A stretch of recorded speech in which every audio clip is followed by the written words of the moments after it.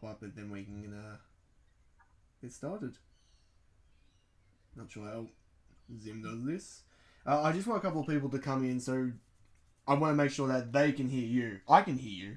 I want to make sure they can hear you. Yes. Can't have that. How's your day been? Oh, it's been trying. I've had a very trying 2 weeks.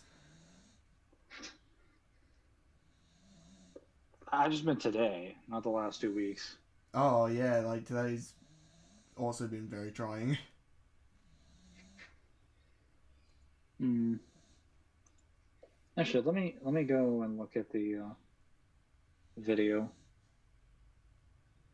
Hello, Spider. Someone tried to debunk us. Spider, do us a favor. Mangler is going to do some test speaking. You let us know if you can hear him. That's your cue, Mangler. Oh yeah, hang on. I'm talking now. Speaking.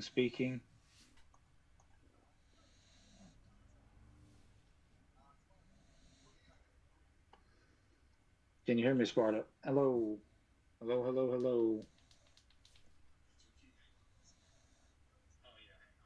Oh no, never mind. I just went onto the YouTube thing. Yeah, they can hear you. Speaking.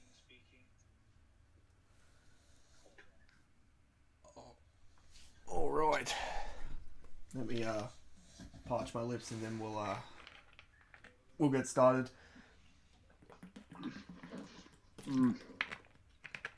I think this goes without saying. Again, we're not these type of people, but just because somebody disagrees with us, don't go and be a cunt and harass them.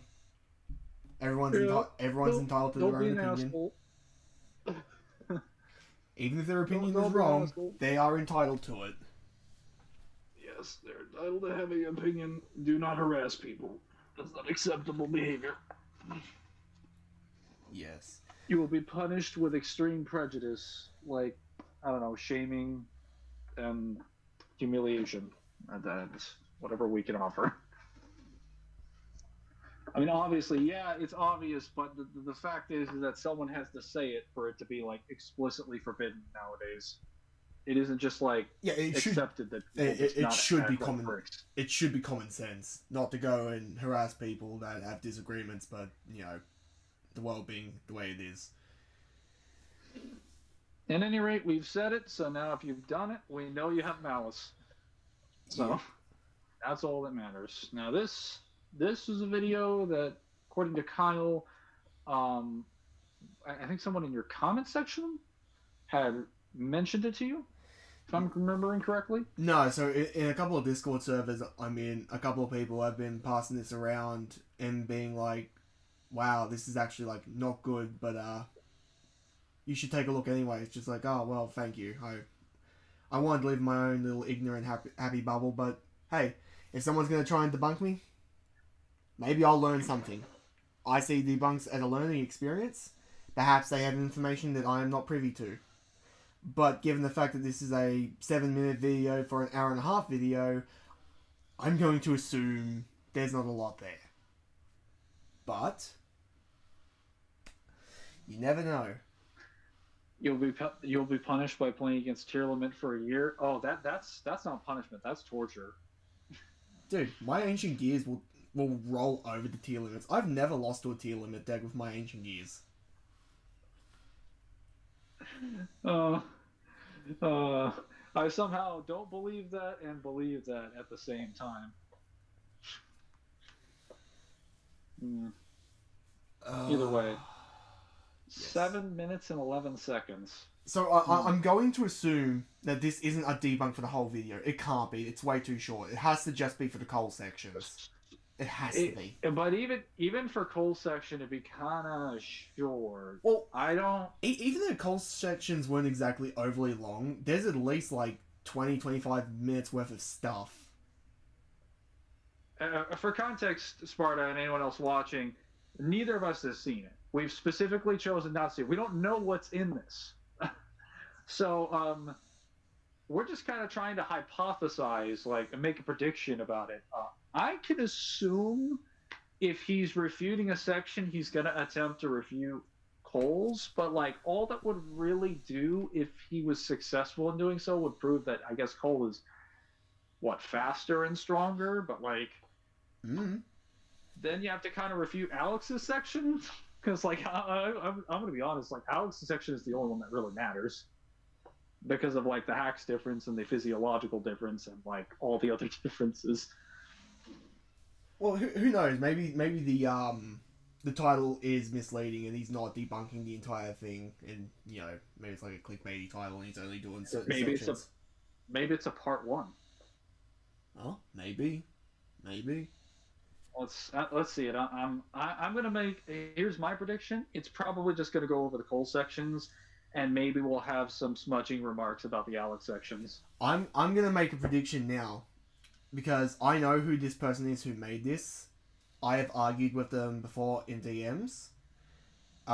Just to give you some context, Mangler, they're an anti-power scaler, and you're at least somewhat familiar with Resident Evil, right? Not really. But Okay. I don't know who this person is, but this will be my first exposure to their positions. So just I'm just gonna give you like a little like basic thing that we had just before we start. He tried to argue that the main characters in Resident Evil weren't superhuman because they're not stated to be superhuman, regardless of what feats they've been shown. So I'm just giving you a little heads up of what we're going into. Well, I'm just saying that I don't have an impression of what he's arguing. So I will make my own impressions myself, come to my own judgments. Very well then. Let's see what his 7 minutes has to offer. Are we gonna watch it all the way through first and then debunk it, or are we just gonna go through and just pause whenever we see something? Yeah, let's just go all the way through. All right. And watch it, and then we'll come back at like I don't know, 25% extra speed. I don't know how to do extra speed on a media player. I think there's a little dot sign over there in the bottom right hand corner. Yeah, it should say speed right there. Oh, well, fuck me. Well, never mind. They don't have 25%. They have 50%, but that still works. Oh. We'll do that later when we've gone through it at normal speed. Oh. Hey, it's a really good way to get through videos. Oh, bugging me. I didn't even know that existed. All right, let's get started. I do not condone harassment against the individual in the video in any way. Could place Cole anywhere from large town plus to city level. But what about the beast? Cole can harm the beast, and the beast ate a 51 kiloton nuke, right? Well, no. Okay, City level is actually okay, so can you hear the video? Yes, I can. Okay, so. But hang on. I thought we were just. We are. No. Because if you nitpick it right now, we can go through it later. No. We can go through it later. No. I'm not attacking arguments.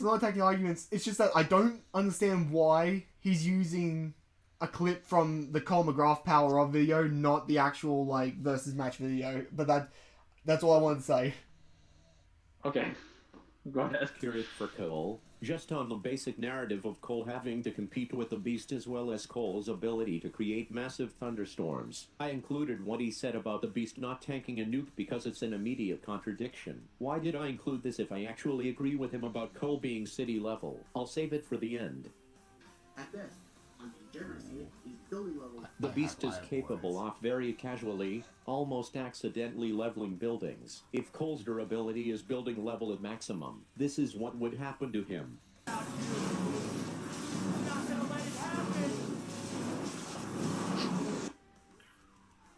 Kessler, I can't take it seriously with that voice. Real tough guy. Okay, so what he's using is he's using that generic AI voice that you see people read off like Reddit stuff with. It's not his voice. No, I'm aware. It just it's that and a little bit of the shaky screens making it hard for me to like get it. I already have. Hello, Jay. I mean, we're gonna continue before we go through and pick it apart. But my God, I've already got some issues. Was able to hold out against Race Fear Amp Cole, even to the point of being able to tank well over 20 building busting ionic storm bolts, and passing his memories to Cole before succumbing to his injuries. Dr. Wolf also stated in the infamous 2 dead drops that convicts go insane, and their bodies wear themselves out trying to sustain their powers. This only happens to forced convicts, who never had their conduit gene properly activated, and instead had someone else's powers forced onto them. You need to know something. The transfer procedure was never designed to split abilities among multiple recipients. I don't know what you just got my attention. Theoretically, you'll all be overclocked, so to speak. You'll receive a portion of the true conduit's power, but your body will wear itself out trying to sustain it. You may go insane. This is exactly what happened to Cole's Vermont 88 Ellie the moment he became a Titan. His powers became too much for him to handle.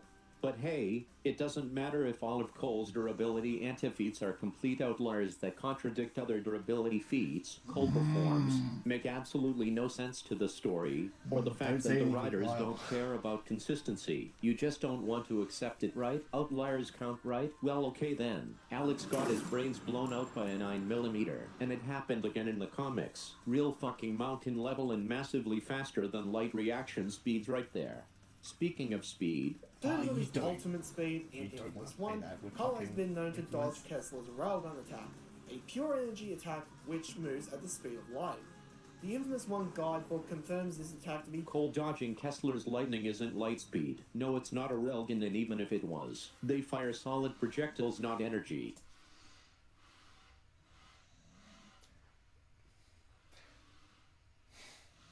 I want to say something so fucking bad.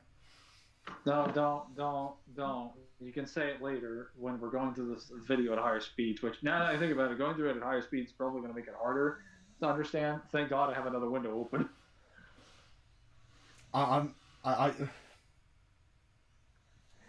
If everyone gets time, read the first red box. The guidebooks you love to cite as your concrete evidence that Cole is a glass cannon when all it does is describe the gameplay, which you are aware of, which is why you use it to grossly downplay Cole's durability, because for some fucking reason you think it makes your durability claims valid backed by lore. No, it doesn't. It's describing the gameplay to you. You know that, because you want Cole to be weak, so you can lower his numbers while boosting Alex's using the exact same mental gymnastics, which is one of the reasons why people don't like scalers. While gathering footage for this video, this exact moment had me stunned that he legit unironically said this. Before we get into it, let's be real for a second. So, by the way, Carl, I forgot to ask, what's with the audio for Alex vs. Cole? I have no idea. I have no idea. It's an hour and a half long video. Audio fucked up somewhere. As long as you can still, kind of hear me, doesn't really matter. Is durability? It's garbage. I'm not sugarcoating it. I'm not dressing it up in a nice little package. It's dog shit. Before any of you fanboys get your panties in a twist, Let's see. You scale Alex from star to multi-galaxy level. I'll take the credit for discovering the star level meta. On the same level as Frieza and Ajura, based on a visual effect that you have to go out of your way to notice. Say what you will about Cole, but his durability is the most well shown and highest of all of his physical attributes. Like, his physical stats aren't good for much, but the one thing you can say about him is that he is very tough. One of the toughest convicts in the entire Infamous verse. You're gonna sit there and use bullshit outlier anti-feats that don't represent Cole and break the lore, use a description of the gameplay, so basically using gameplay mechanics as concrete proof that Cole is weak, and have the actual nerve to call everyone with common sense a fanboy for disagreeing with you. You embody everything that people hate about scalers. You misrepresent characters by twisting and misrepresenting evidence, trying to beef up or lower numbers. Alex, when he uses his powers, not only makes big clouds come overhead, but also moves the very sun itself. It's the very definition of a glass cannon. He has multiple statements in showing that being seriously injured and can be outrightly killed by an unlucky RPG blast and an exploding car. To insult people for rightly not agreeing. Before we get into it, let's be real for a second. His durability? It's garbage. Before any of you fanboys get your panties in a twist, Like you're not a raging prototype fanboy yourself. Yeah, I said Alex Mercer can take on Frieza and Ajura, but no, I'm not a fanboy. You think you're always right and everyone else is wrong. And you're gonna have the nerve to say that you hate anti-scalers. Watch these 3 videos if you want to know why I don't like scalers. Or check out the guy whose video I'm debunking right now. He's not single-handedly responsible for why I don't like them, but he embodies every single thing I don't like about them. He's like a character South Park would come up with to make fun of scalers. So we're gonna How finish. are we in the video? We're about to finish, but I want to put this out right now. I don't think this Mm. person understands what a gimmick is. Yeah, hang on. We'll get there. We're almost done. I act the way I do. It's a persona. It's not what I'm actually like. It's supposed to be for fun and, you know, for fucking retention. If It's- Bali be skilled it's Cole the enough same to way have to he listen skilled to the Alex, voice. his Cole scaling video would be like this scaling video. Side gig moment. Alex Mercer versus Akasha Blood Ripper. Fucking who? No, we're gonna get there, Kyle. Calm down, son. What's Alex gonna do when Akasha kicks Alex in his ballsack imitating biomass and completely disintegrates? Alucard can regenerate. I don't even know who from this like person is Alex. or why they Mikagami bring him and up. There's only one good Acacia, and that's from Toriko.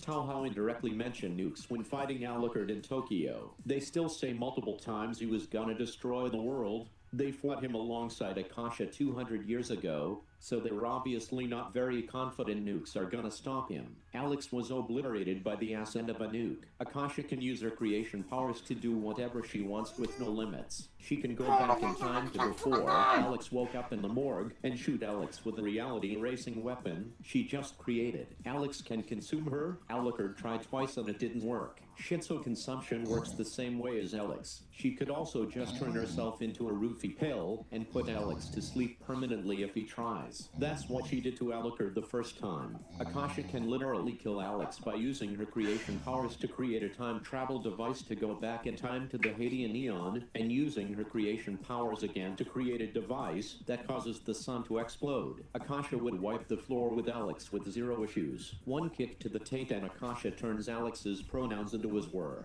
In conclusion, if you were in court facing charges for being a prototype fanboy, not even Saul Goodman, Phoenix Wright, and the lawyer in South Park that used the Chewbacca defense can get you off. Not even lawyer Master Chi 3F with his briefcase full of sticky notes cartoonishly poking out of it, which always wins in the case the instant he whips it out, can get you off. There's and also, Alex way Mercer too is an many Akasha references in victim. this.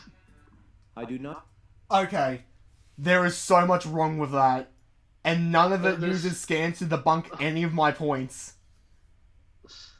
There's a lot of references in that, but I'm more confused of why does he include all of this additional information that's not needed, Why is including a the... completely different side character from some other Well, that's what, series out there. that's what I don't get. We don't know anything about. That's what I don't get. Why is the last 2 minutes a complete fucking straw man?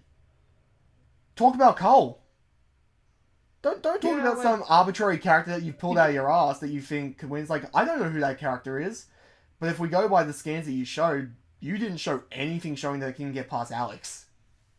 No, that doesn't matter. That doesn't matter at all because the discussion is on Cole versus Alex. Who cares who this random other person is? I don't think you can illustrate the point effectively. I was mainly having a hard time understanding what he was saying, mainly because it just felt like the audio kept getting disconnected between his end and watching your video through his end. I don't even think your audio quality is that bad, although it's not great in your video. It's just made worse by his audio. I can turn it up if I you. can understand what he's doing. I can turn it up if you want. Sure, I guess, but let's go through the whole thing in 1.5 times the speed now, and this time, full reaction. Ready? Yep. condone harassment against the individual in the video in any way. Could place Colt anywhere from Large Town Plus to City level. But what about the Beast? Colt can harm the Beast, and the Beast ate a 51 kiloton nuke, right? Well, no. City level.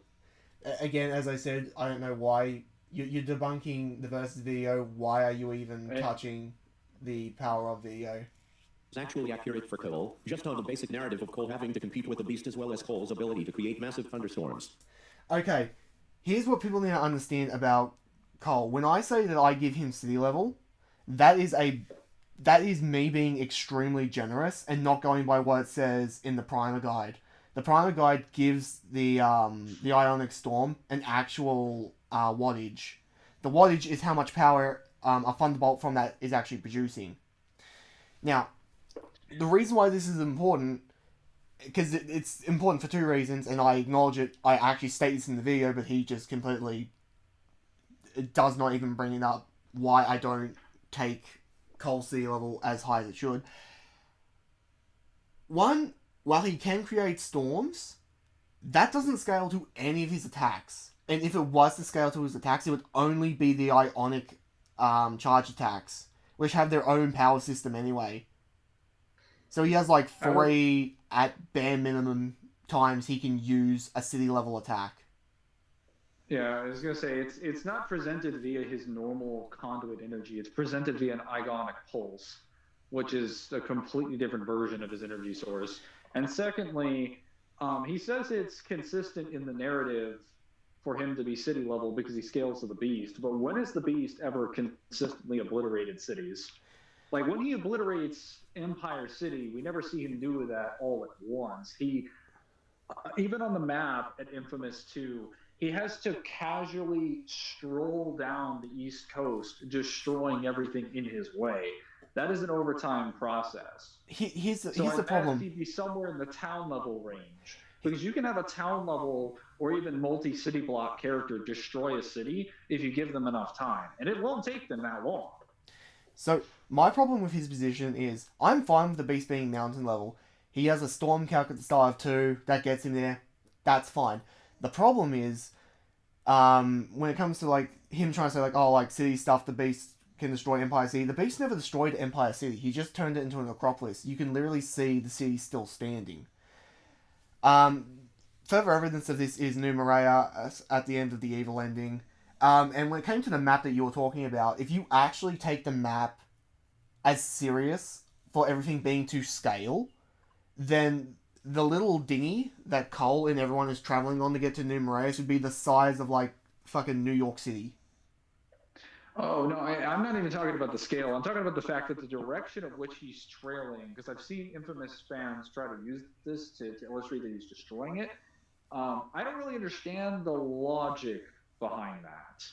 Because we don't see him, the way he goes to the cities, we don't see how he actually destroys them when he gets there. It happens all off screen, and there's no examples of the feats being demonstrated. Well, so it's basically by like omission, we now have like proof of this, but like we don't even know what's happening. Like we need the evidence to come to a conclusion. So we do have a statement from one of the news reporters that say that like cities are being destroyed and it looks like something is acting like a natural disaster. Now, here's the problem with people who try and take this to the furthest extent of destroy. I have spoken to this person and I've basically told him why you shouldn't be taking this at face value. The term destroy is a very broad spectrum, especially when it's comparing the thing to a natural disaster. For example, I could destroy somebody's house by putting a hole in their roof. I have technically destroyed their house, but not in the same way that people try and make it out to be. It's the same thing with like natural disasters. Like floods can destroy houses, but the houses can still be standing. It's just that you've ruined the interior of the house. Yeah, oftentimes when you submerge something in water, or even when snowstorms cover an entire village, they basically like buried those houses. Depending on how much damage, they basically made it so that house is no longer usable. It actually more affordable in some cases to destroy the remainder of the house and build a new one instead, because parts of its structural integrity have been compromised. And it'd be easier to just make a brand new thing with new houses, new doors, and new windows. He goes on actually obliterated the roof or anything. You've just caused so much damage. It would be a tediously long repair process to actually work on it. He then goes on to say that Cole consistently fights the beast.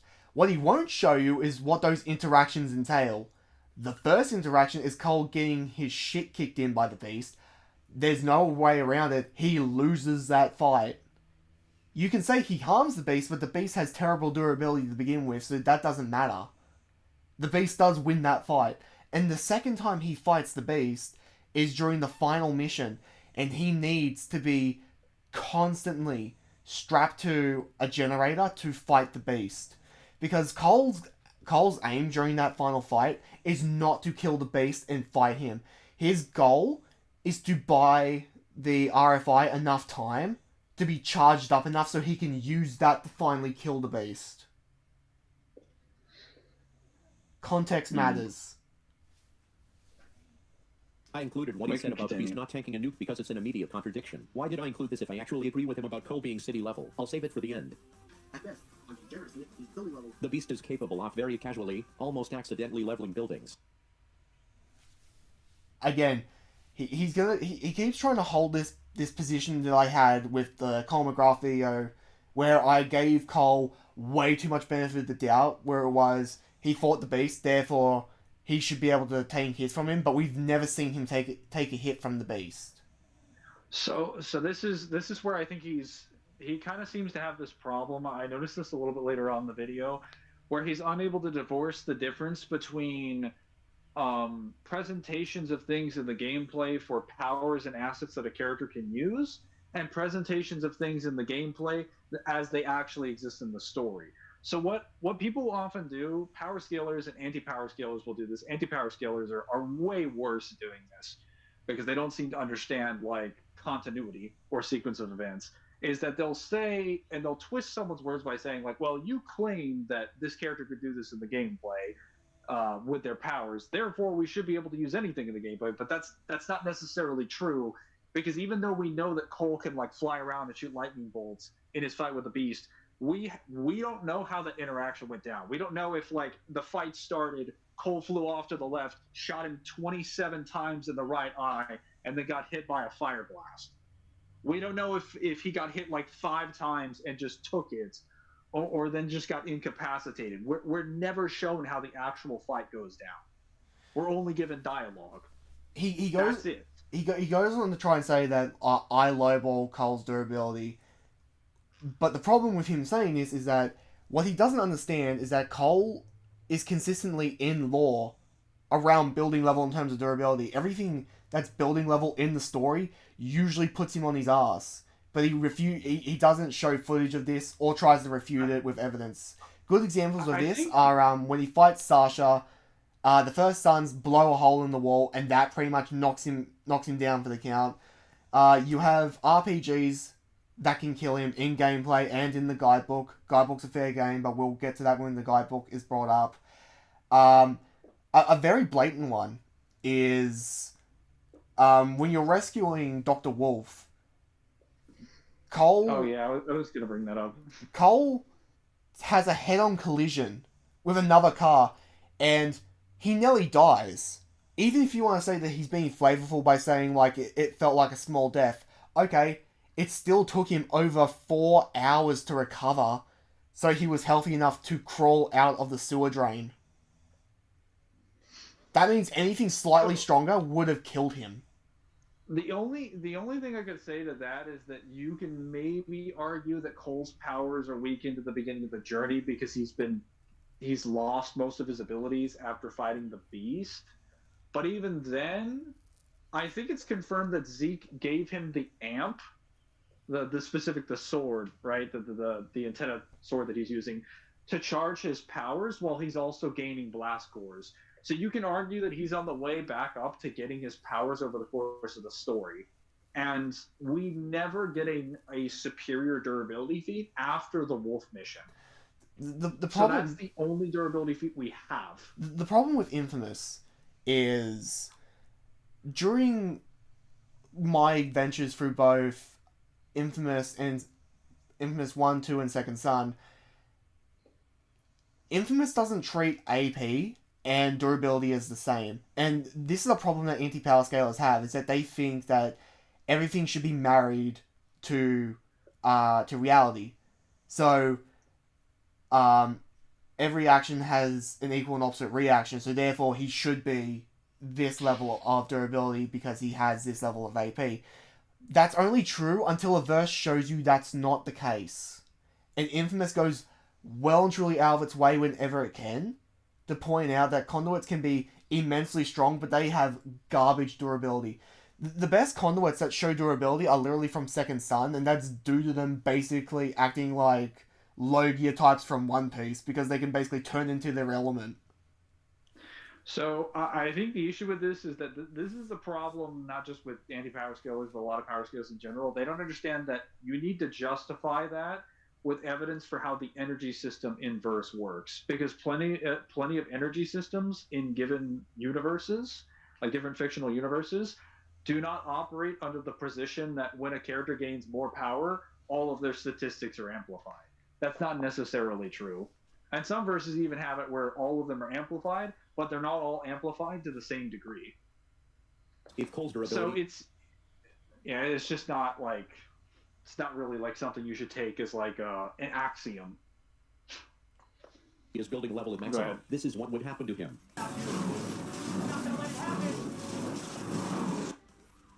Kessler. Again, that was also him assuming that he actually takes the blast and doesn't just outrightly dodge Yeah. them. We don't have any evidence he got hit by it. So That he was weak. Real tough guy, aren't Go back a little bit. Kessler, who himself said he was weak, you? Real tough guy, aren't you? On the contrary, I'm weak, quite weak in fact. was able to hold out against race fear and Cole. Okay, let's go back and see the full context of that conversation, because I know that conversation and I just need to like refresh myself. Go away. Contrary. Fucking go away. Go away so I can read it. Go down. Fucker. Okay, I'll just read it out. It says, on the contrary, I'm weak, quite weak in fact, which is fucking get out of the way. Which is why you need to learn these lessons and learn it well. This is not him speaking on a physical basis. This thing that you've brought up debunks your claim. He's not talking in terms of strength. He's talking in terms of being mentally prepared to make the hard choices, and he wasn't prepared. That's why he sees himself as weak. And again, he's literally talking about his breaking point. That is a term referring to people's mental limits to what they can handle emotionally. Yeah, this thing that you've brought up does not help you in any way, shape, or form. It hurts your argument. This is also something that needs to be stated, because he doesn't bring this up, and I've had discussions with him about this. You can argue that Kessler is stronger than Cole at the end of Infamous 1. Kessler was going to beat Cole. Would he have killed him? Probably not, but he was way faster than him. He's been faster than him consistently throughout the entirety of the game, even in the final fight. And he completely manhandles him. You can't escape the battlefield because he will literally use an energy field to throw you back into the middle of the arena. You can't run away from him. He is so overwhelmingly more stronger than you are. His entire goal is to make sure that you can see things through to the end. Kessler... I mean, isn't Kessler's entire point to prepare you for fighting the Beast? Yes. Because he's so afraid of having to fight him? Yes, because Kessler, in his mind... Kessler's Beast, because he's from another timeline, Kessler's Beast was so powerful that when it appeared, it rose volcanoes and it shattered the moon. So in his mind, this is a cataclysmic event that he thinks that he's trying to stop by getting himself prepared. Getting Cole prepared. And when people are just like, he was going to kill Cole, it's like, no. Kessler during that fight, and even in the comics, he's depressed and he's done. He's had 60 years to be done while researching the Ray Sphere. He's not going to kill Cole because he has no reason to. There's no way he's going to spend 60 years of his life trying to make the perfect device to make himself stronger, and then piss 60 years worth of effort up a tree just to kill himself. It makes no sense. Especially when he also uses time travel, and that's literally a point of the plot in Infamous. Like, why go through all that effort if he was just going to kill a version of himself that he was going to warn about the Beast anyway? It defeats the entire purpose, and it also is a genuine insult to Kessler's intelligence as a character. Was able to hold out against race fear and Cole. Okay. You say hold out. but he wasn't. And when you say raise fear amped, Cole, you need to specify to what degree was he amped. I can tell you to what degree. There's a potential 2 times amplification than from the hero side. But then again, if Kessler is still technically faster and stronger than Cole, who got a 2 times increase, and we're having a discussion about Hero Cole versus Alex, this further solidifies that Kessler is not try. So in the guidebook with the Railgun statement, it'll say that Kessler does start to try, but trying to fight someone seriously is not the same as trying to kill them. Even to the point of being able to tank well over 20 building busting. Where did you get that from? Over 20 building busting lightning bolts? Where's your evidence for that? Why are these? Why did you Ionic use? storm bolts? Yeah. Why? It's all one bolt. By the way, like that's not multiple bolts just because the ladder zigzags. And I don't understand why he had these panels on the comic, why he had the opacity up on them. Like, there's absolutely no reason for that. You want people to read your evidence, have them be as clear as day. Ionic storm bolts, and passing his memories to Cole before succumbing to his injuries. Dr. Wolf also stated, Passing his memories means nothing. And even then, Cole only got glimpses of stuff. He didn't get Kessler's full memories. in the infamous two get drops that convicts go insane, and their bodies wear themselves out trying to sustain their powers. This only happens to forced convicts, who never had their conduit gene properly activated, and instead had someone else's powers forced onto them. You need to know something. Transformers feature never designed to split it into multiple cities. I remember you just got my attention. Theoretically, all the overclocks, so to speak. You will see the push of the conduit's power to sustain it. It will go insane. This is exactly what happened to Cole's Vermont 88 Alley the moment he became a Titan. His powers became too much for him to handle. But hey, it doesn't matter if all of Cole's durability and... Okay, so the thing you brought up for the Force Conduits has nothing to do with durability. It directly says that they wear themselves out. That's a stamina or endurance thing. That's like, at the most, it's a life force based thing. It's their physiology's ability to retain the power of the conduit gene running through them. Not like, strictly speaking, their physical body, especially considering they just say conduits, not Cole McGrath's lightning powers as a conduit, meaning any conduit, regardless of the ability, will wear themselves out. So, like, there are some conduits that would probably have powers that relate to having, like, super strength or super speed, I'm sure, in the Infamous world, but most of the ones that we see usually have, like, elemental abilities. So, like, you're usually just going to have, like, direct energy surges, but you're never going to have a guy that's directly dealing with, like, raw stats, which is what you would need to establish Cole having that kind of durability. They're just not able to withstand the energy running through their body because their endurance can't handle it. But that's not a durability thing. feats are complete Do you have outliers. anything else you want to say about it? No, there's not really anything else to say. Like, the only reason I ever bring up the Force Conduits in my video is basically to show that, like, no, you can't give Cole, like, medium... I think it was, like, medium... Low, medium? Whichever one's, like, higher. Low, medium, or medium, low. Medium low. Yeah, like, regeneration. Because the Force Conduits can regenerate their limbs when they become Titans. Like, you know, the giant ice dudes? Oh yeah, no, the ice gang Yeah. from 2 that's forced into it. Yeah, that's completely different.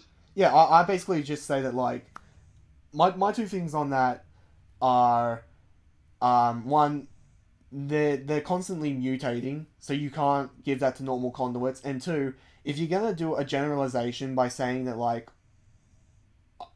if this conduit has this level of regeneration and all conduits should do it, well, the beast can regenerate on the atomic level. Surely you're not going to argue all fucking conduits can regenerate on the atomic level. No, it's silly.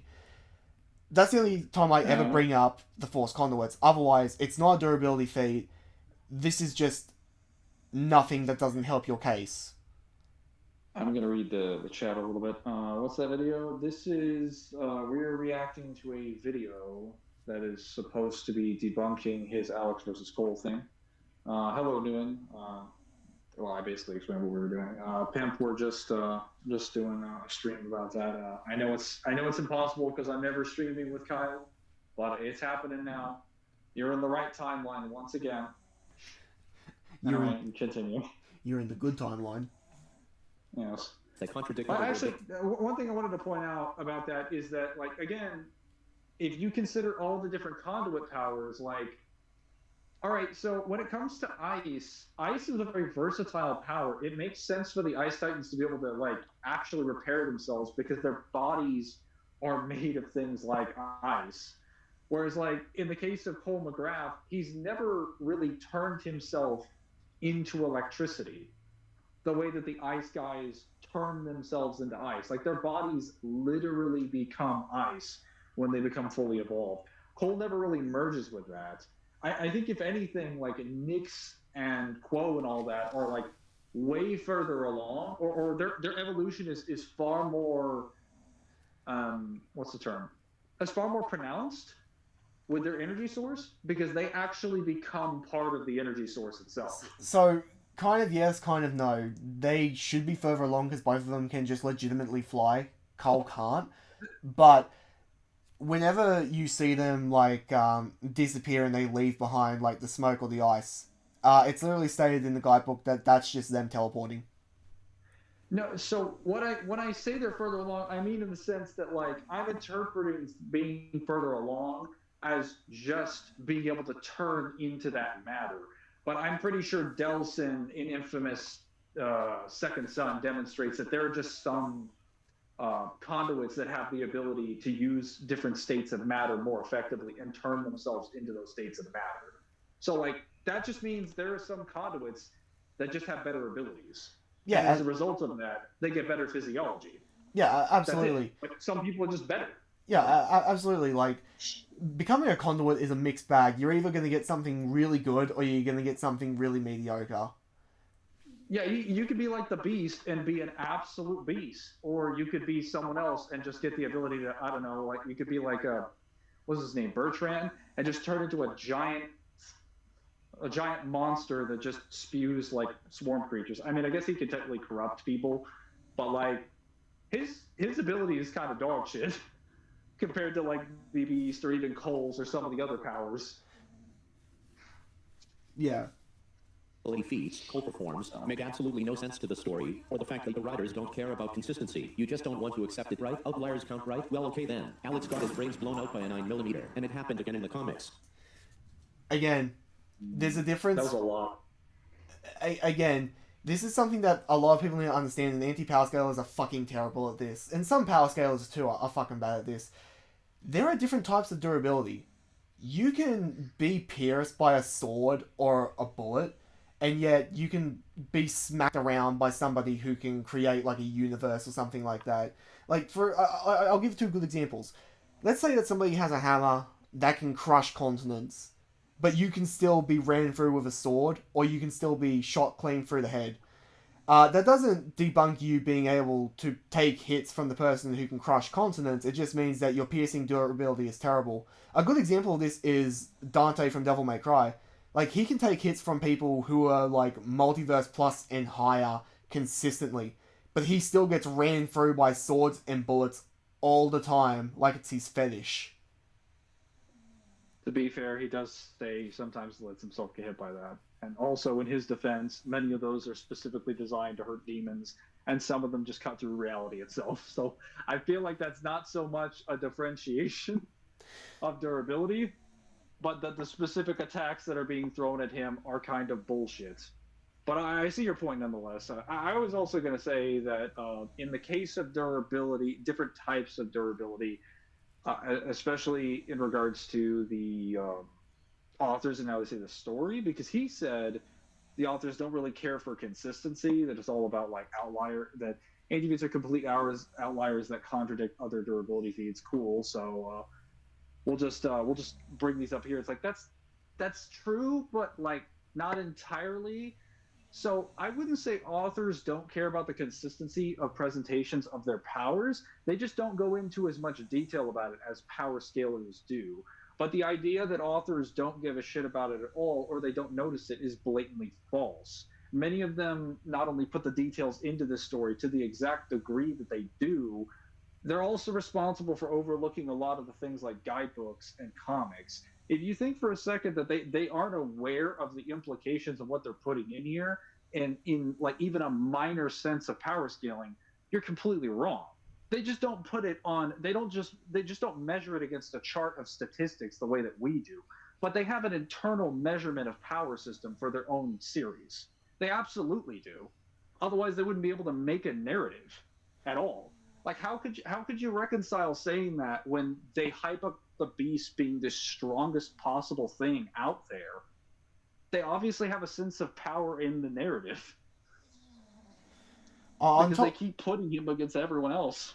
on top of that, it's like he mentioned like how I take outliers and outliers don't matter to me. It's like, yeah, outliers don't matter because an outlier fully depends on who's looking at a feat. Because outliers are not objectical things.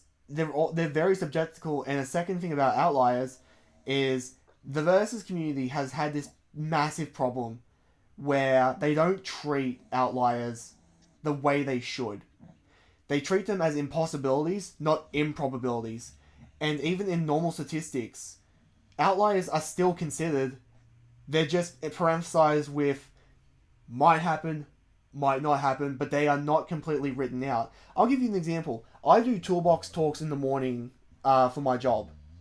I have to go around and I have to make sure that the area is safe. Now, I could go ahead and tick all the boxes and be like, well, I've been here a million times. Surely nothing's different here. But I go and check, and sometimes I might find a needle. I might find a piece of metal that's in the grass. It, and now I need to go and check every time because you never know what's in the grass. Is there going to be a Yeah, time? generally, Is there going to be a time where it's not going to matter to go check? Sure, but the possibility is always isn't an outlier that like dangerous objects are going to be in the grass. Sure, it can be an outlier, but that doesn't negate the fact that that could still happen and that they're still there. They should still be taken under advisement. yeah, the idea of statistics doesn't like outweigh the existence of outliers. And an outlier doesn't mean it doesn't exist. It just means it's outside the statistical mean of data. That is to say, the standard average data set. But that also just means whatever the standard data, the average data set is. If the average data set is 25 feats, you can have an outlier that is technically 20 feats. It could be the second highest median or mode range of numbers, but because it's not the highest average, it would still be considered an outlier. The problem with outliers is that a lot of people take what the Versus Wiki have put the rules down for when it comes to outliers. But the Versus Wiki's outlier page even says that they can't use the standard definition of outlier, so they have to use their own mongrel hybrid version. Because a lot of outliers are going to come down to an individual's perspective on a feat. That's just the thing, and that's why I've stopped taking outliers and being like stopped looking at outliers and being like, well, we can't use that. It's like no, we should acknowledge it, but that just becomes the high ball then, or the low ball, because too many times there are too many examples in not just the versus community, but in other things like, oh, one character can have one feat and that can upgrade their entire verse. But then you can have other characters who can have 20 consistent feats and people will still not budge on it. They will still be dragged kicking and screaming. I wonder if Alex could just move the sun close to the earth and burn coal. Possibly. We're the greatest timeline ever. Hope we'll be listening to all of you as I work. Hope you guys have been having a good day, night, or yes. Thanks, Newman. Real fucking mountain I'm level sure and he's massive. just wall level. I'm sure he doesn't tank any attacks from like a shitload of people that would scale him consistently higher than that. Yeah, you just reminded me because it's like okay, let's say you really wanted to play the statistics game, as I've stated in my last two videos. Okay, fine. You want to play tit for tat for Infamous versus Prototype? Okay, I can give you like 7 feats of Cole basically dying to building level stuff, while I can consistently get Alex way higher than that in terms of durability of what he tanks. I mean, how many times is Alex actually shot by bullets outside of like times when he's directly off guard, which is the 2 times he's showcasing there, both of which were off Three, guard. once at the start of the game, the comic, and during the fight on the Reagan. Yeah, no, but both of the times he shows there, when he's shot in the cabin and he's shot on guard, he is in disguise and he is trusting the person not to blow his fucking brains out. The other time, he actively wanders out of the lab, wondering what's happened to him, and then the soldiers just start shooting him as he's transformed. Yeah, and to Like, give a bit of context to this panel, Alex doesn't know what's going on because, in his mind, he's just been shot by his girlfriend. Oh yeah, no, I forgot that in that scene, he had actually been working with them, working with that family for I think weeks or months at a time because he had decided to peacefully just just sit back and enjoy life to get away from everything after the events of Prototype 1. And then I think we find out later, if I recall correctly, I'm having a hard time remembering the events of the comic because I went through really quickly. Isn't she trying to steal money from him? Yes. So he basically helps the family by getting the loan sharks off their back, but they turn out to be scummy too. And when he learns that, she's basically stealing his money, and she basically shoots him. Yes. If I recall, they're in the bedroom together talking, and she just blows his brains out when he's just trying to talk to her. Yeah. And also, like, this is such a disingenuous point to do when you literally see in the very next game that James can just become immune to bullets, and they just bounce off him. So they have the capability to just adapt and have bullets not affect them anymore. They can choose whether or not they do or don't. That's also without the armor. That's the important part. That's without the armor. So kind of doesn't matter. Faster than light reaction speed right there. Speaking of speed, In terms of his ultimate speed in Infamous 1, Carl has been known to dodge Kessler's railgun attack, a pure energy attack which moves at the speed of light. The Infamous 1 guidebook confirms this attack to be Cole dodging Kessler. Okay, so he's about to say that I don't care if it's called a railgun, they're not firing any physical objects.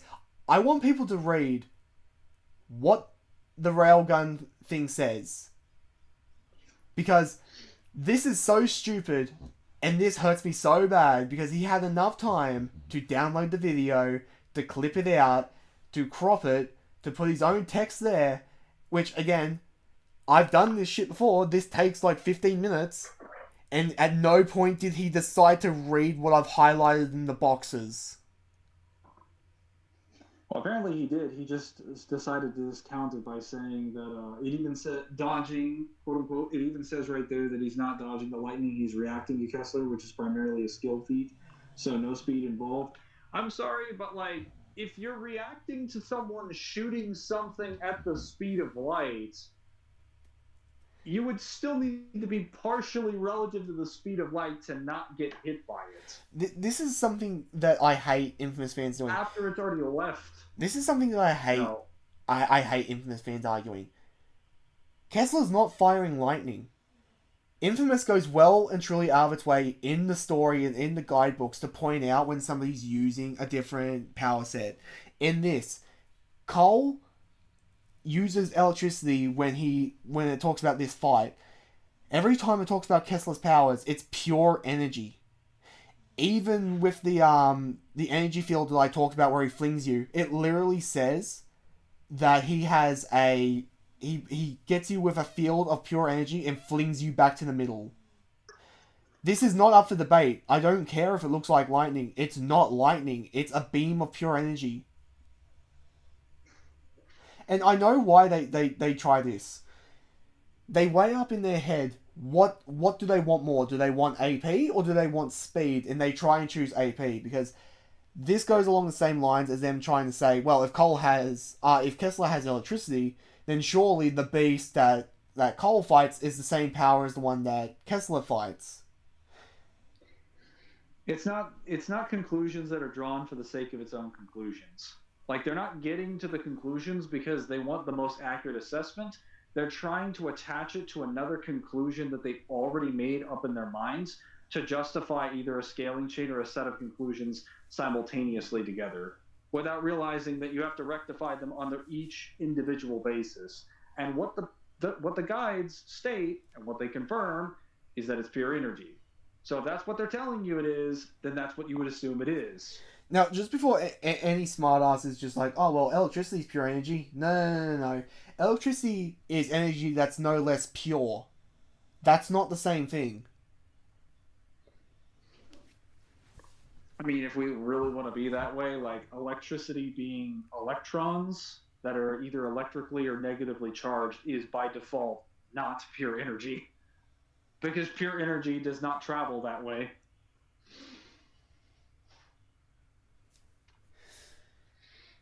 Especially not in a concentrated bolt of lightning. This is also something that shits me. He's got dodging in quotation marks, but he's just like... He's reacting to Kessler, so it shouldn't be a speed feat. He's just reacting to where he's about to fire. It's just like, it literally says you can evade it at the last minute. At the last minute would literally also mean, in the terms of lore, he can dodge it while the beam is in flight. That's last minute. Last minute is just before it hits you. To be clear, if you're evading it at the last minute, it would have already left his hands. And if that at that point, if it's an FTL projectile or a speed of light projectile, it would be hitting the wall behind you. So the only way for Cole to be able to dodge it, even to aim dodge it at the last minute, he would have to have been capable of reacting to something of that speed. Otherwise, it would have blitzed him entirely. Like, with projectiles like these, you don't really have any room for error. You need to either be as fast or you get speed blitzed into the ground. There's no like in between. A pure energy attack which moves at the speed of light. The infamous one guidebook confirms this attack to be Cole dodging Kessler's lightning isn't light speed. No, it's not a railgun, and even if it was. They fire solid projectiles, not energy. Okay.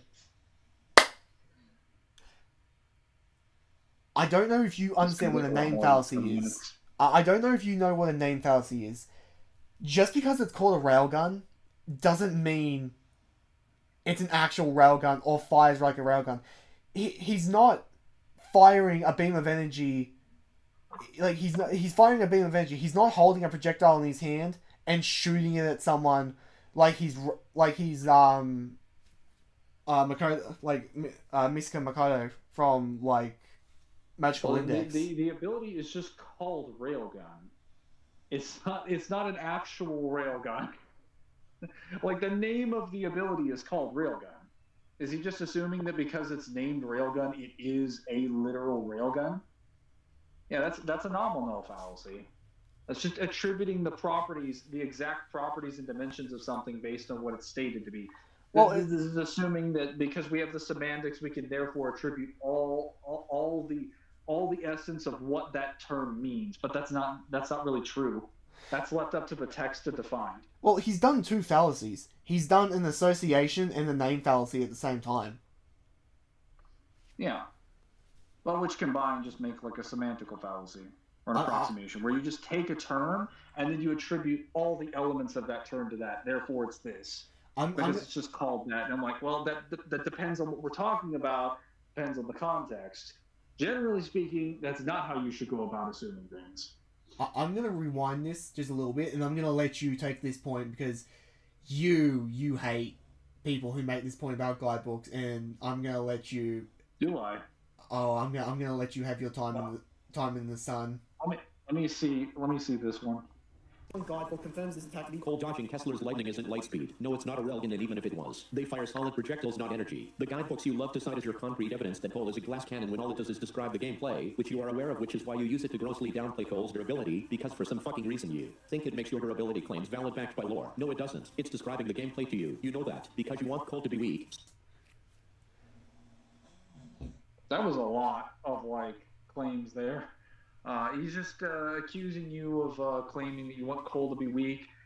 I don't know if you can really suggest that of Kyle when he went out of his way to give him like a high ball and gave Cole much faster speed scaling I than am any infamous scaler has. I am literally the person who argues for Lightspeed Cole.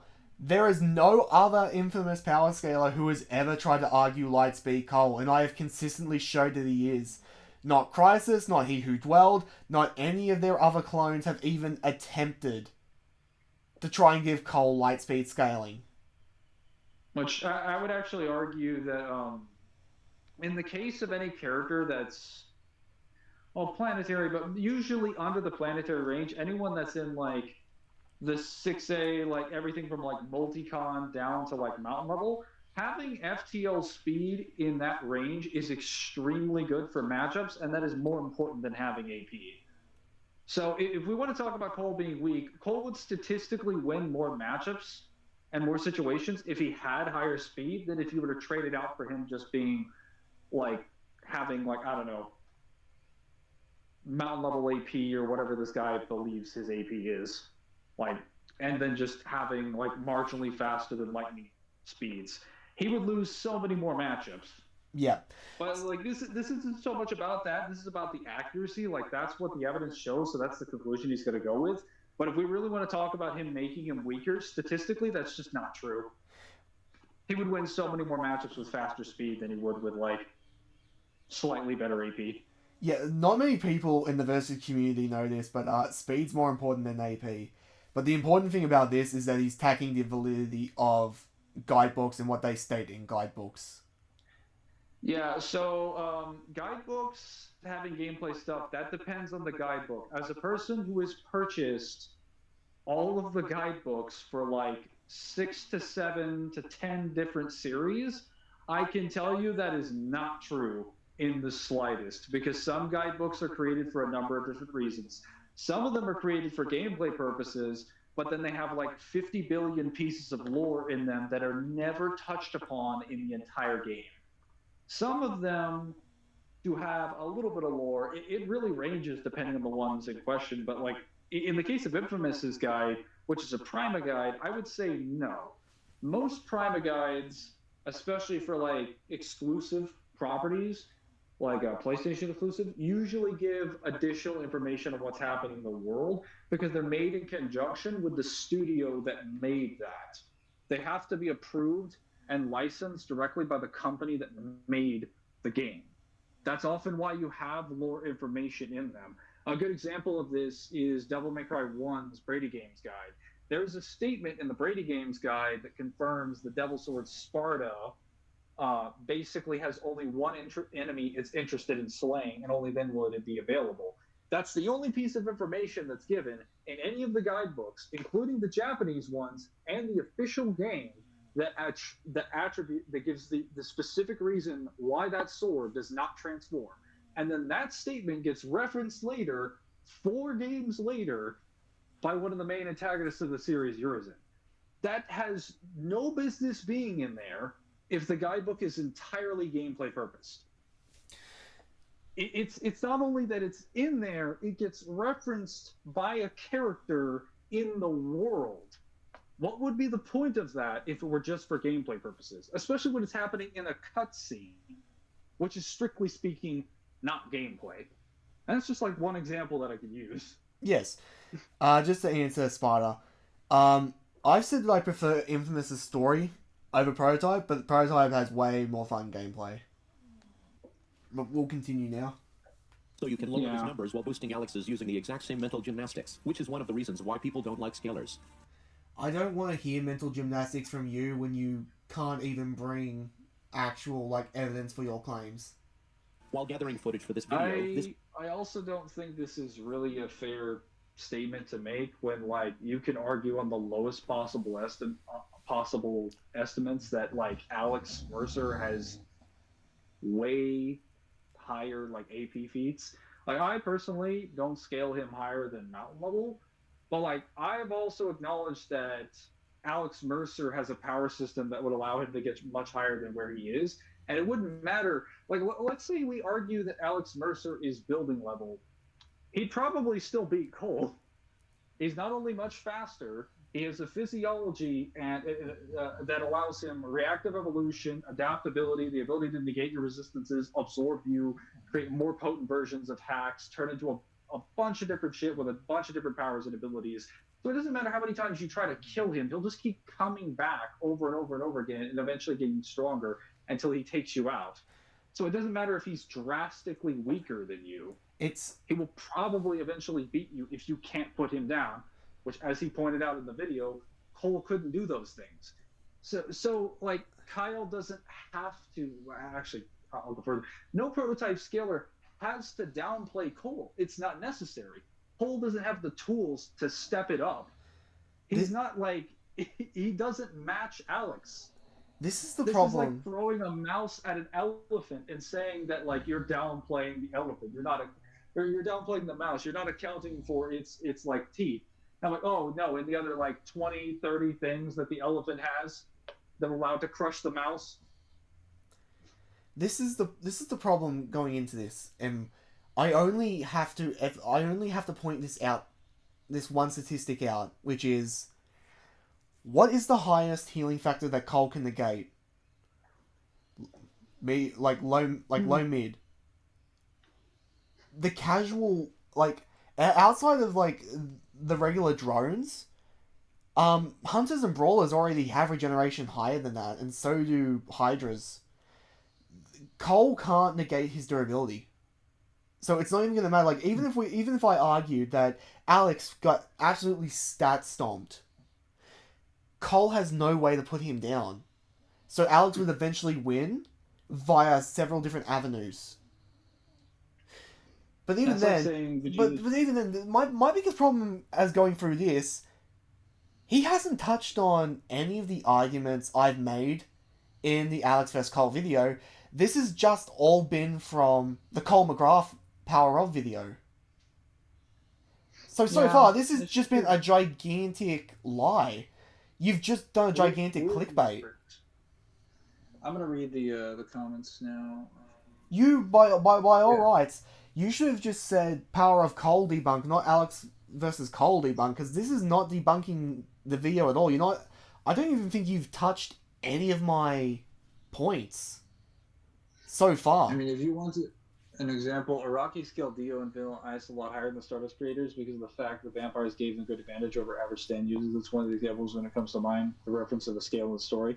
Yeah, Vanilla Ice's main ability wasn't just the fact that he was stronger than the other vampires or the characters because he was a vampire. It was because his stand was literally an ability that used the void to erase people from existence.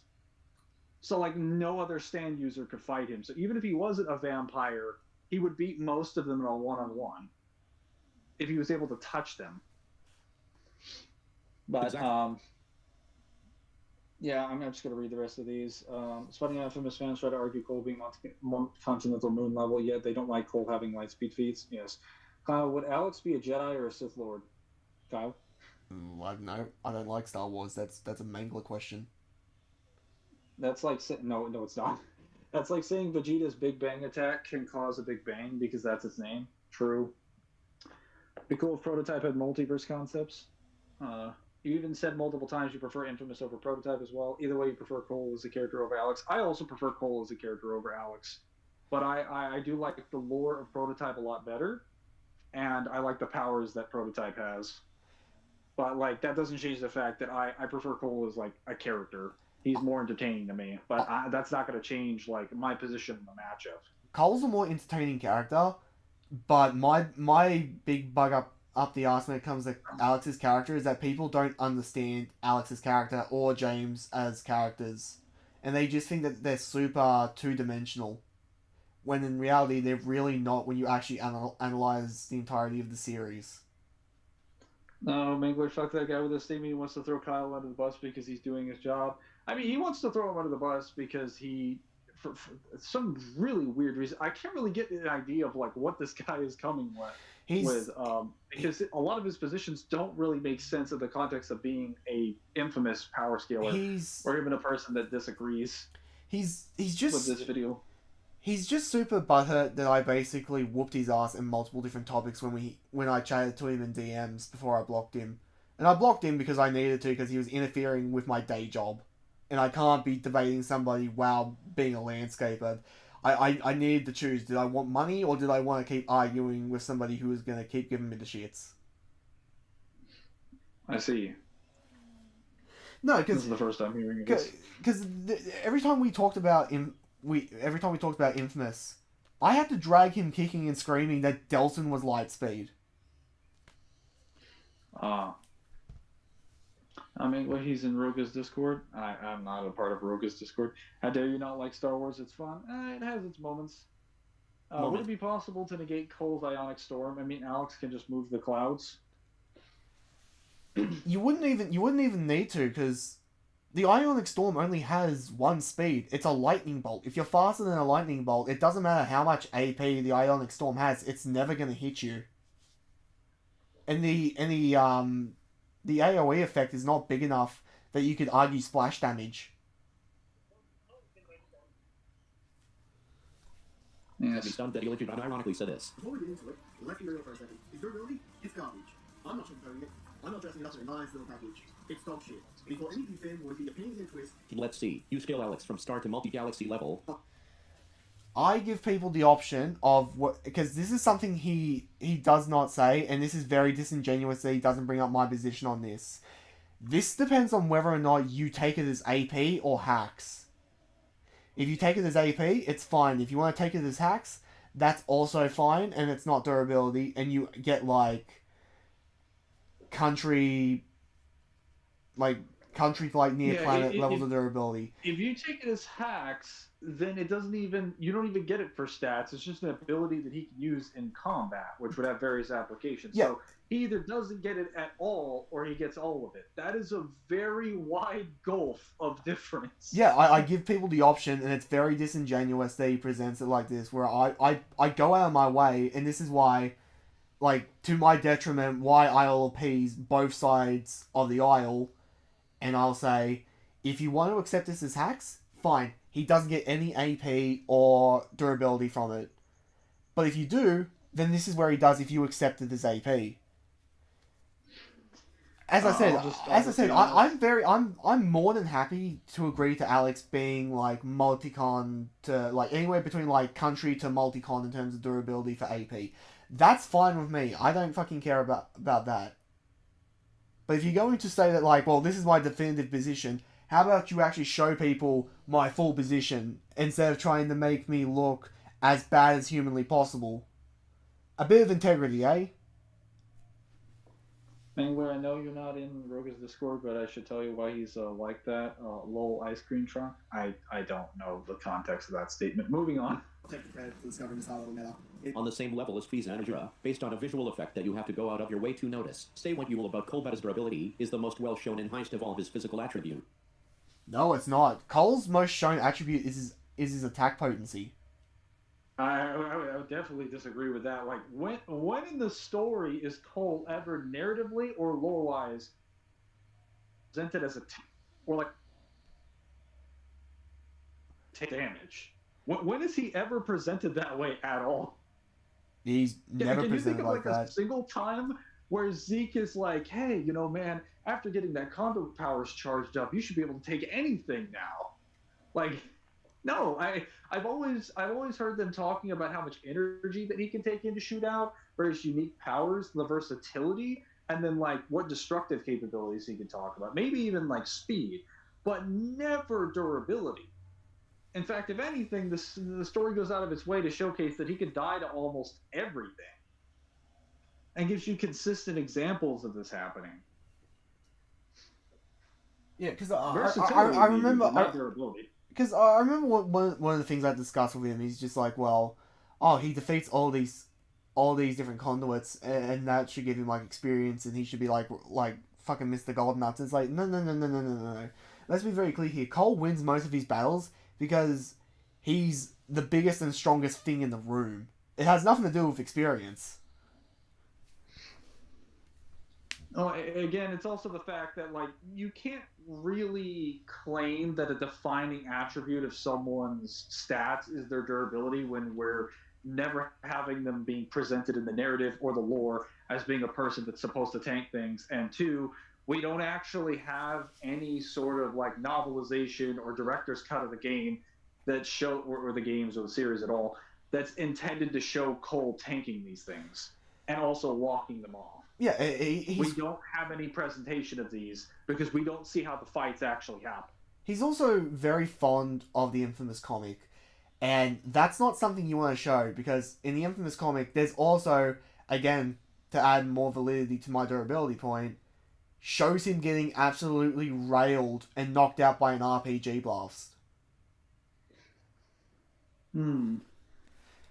Again, like this is chance to read it from this comic. This is the reason why I say, you don't want to try and argue stat for stat, like who has more in what category between Infamous and Prototype, because Infamous lacks so much stuff, and the only reason it gets as high as it does in the Versus community is because people really like Cole and they really, really, really want to give him benefit of the doubt. Like his physical stats aren't good for much, but the one thing you can say about him is that he is very tough. One of the toughest condits in the entire Infamous verse. No, I wouldn't say he's the toughest. Like, again, you can make arguments that he's more powerful than some of them, but I would definitely say that, like, Alden, Nyx, Quo, the Beast, Bertrand, you could even argue Augustine probably has durability on the same level as he does. I would definitely say Bertrand has higher durability. The guy's main power is transforming into a giant monster and increasing his size. He would have to be more durable. Whereas, like, Cole, like, I think it would help if Cole had an ability specifically to enhance his body with his actual energy source, like wrapping it around him like a suit of armor or something. So even if his natural durability wasn't higher, he could somehow amplify it. But that's just not how he uses his abilities. He just uses them to shoot lightning bolts out of his hands. Yeah, it's just a variety of 30 different types of lightning bolt. Yeah, he has a specific fighting style, and that's how he uses it. So the toughest condits in the entire Infamous verse. You're gonna sit there and use bullshit outlier anti-feats that don't represent Cole and break the lore. Okay, that's a loaded thing to say. Like, again, we've covered this. Anti-feats, yeah, they're not anti-feats, and outliers, again, I don't accept outliers. And again, neither should you if you actually know the definition of actual outlier. Yeah, if you have multiple consistent examples of something happening over and over and over and over and over again in the same category, and you have no contradictions to this preponderance of evidence, that's no longer an outlier. We just call that, like, a statistic. Just because you don't like how many feats he has getting flattened by, like, building level attacks doesn't make it an anti-feat or an outlier, or me being a cunt because I'm not trying to give him the highest possible interpretation. Just because what makes you think either of us like it either? Like, do you think we would prefer for Cole to have low durability? Bro, do you think I liked, like, I love Infamous and Prototype, but do you think that I liked going through Infamous more times than a lot of people have had, like, years on this planet?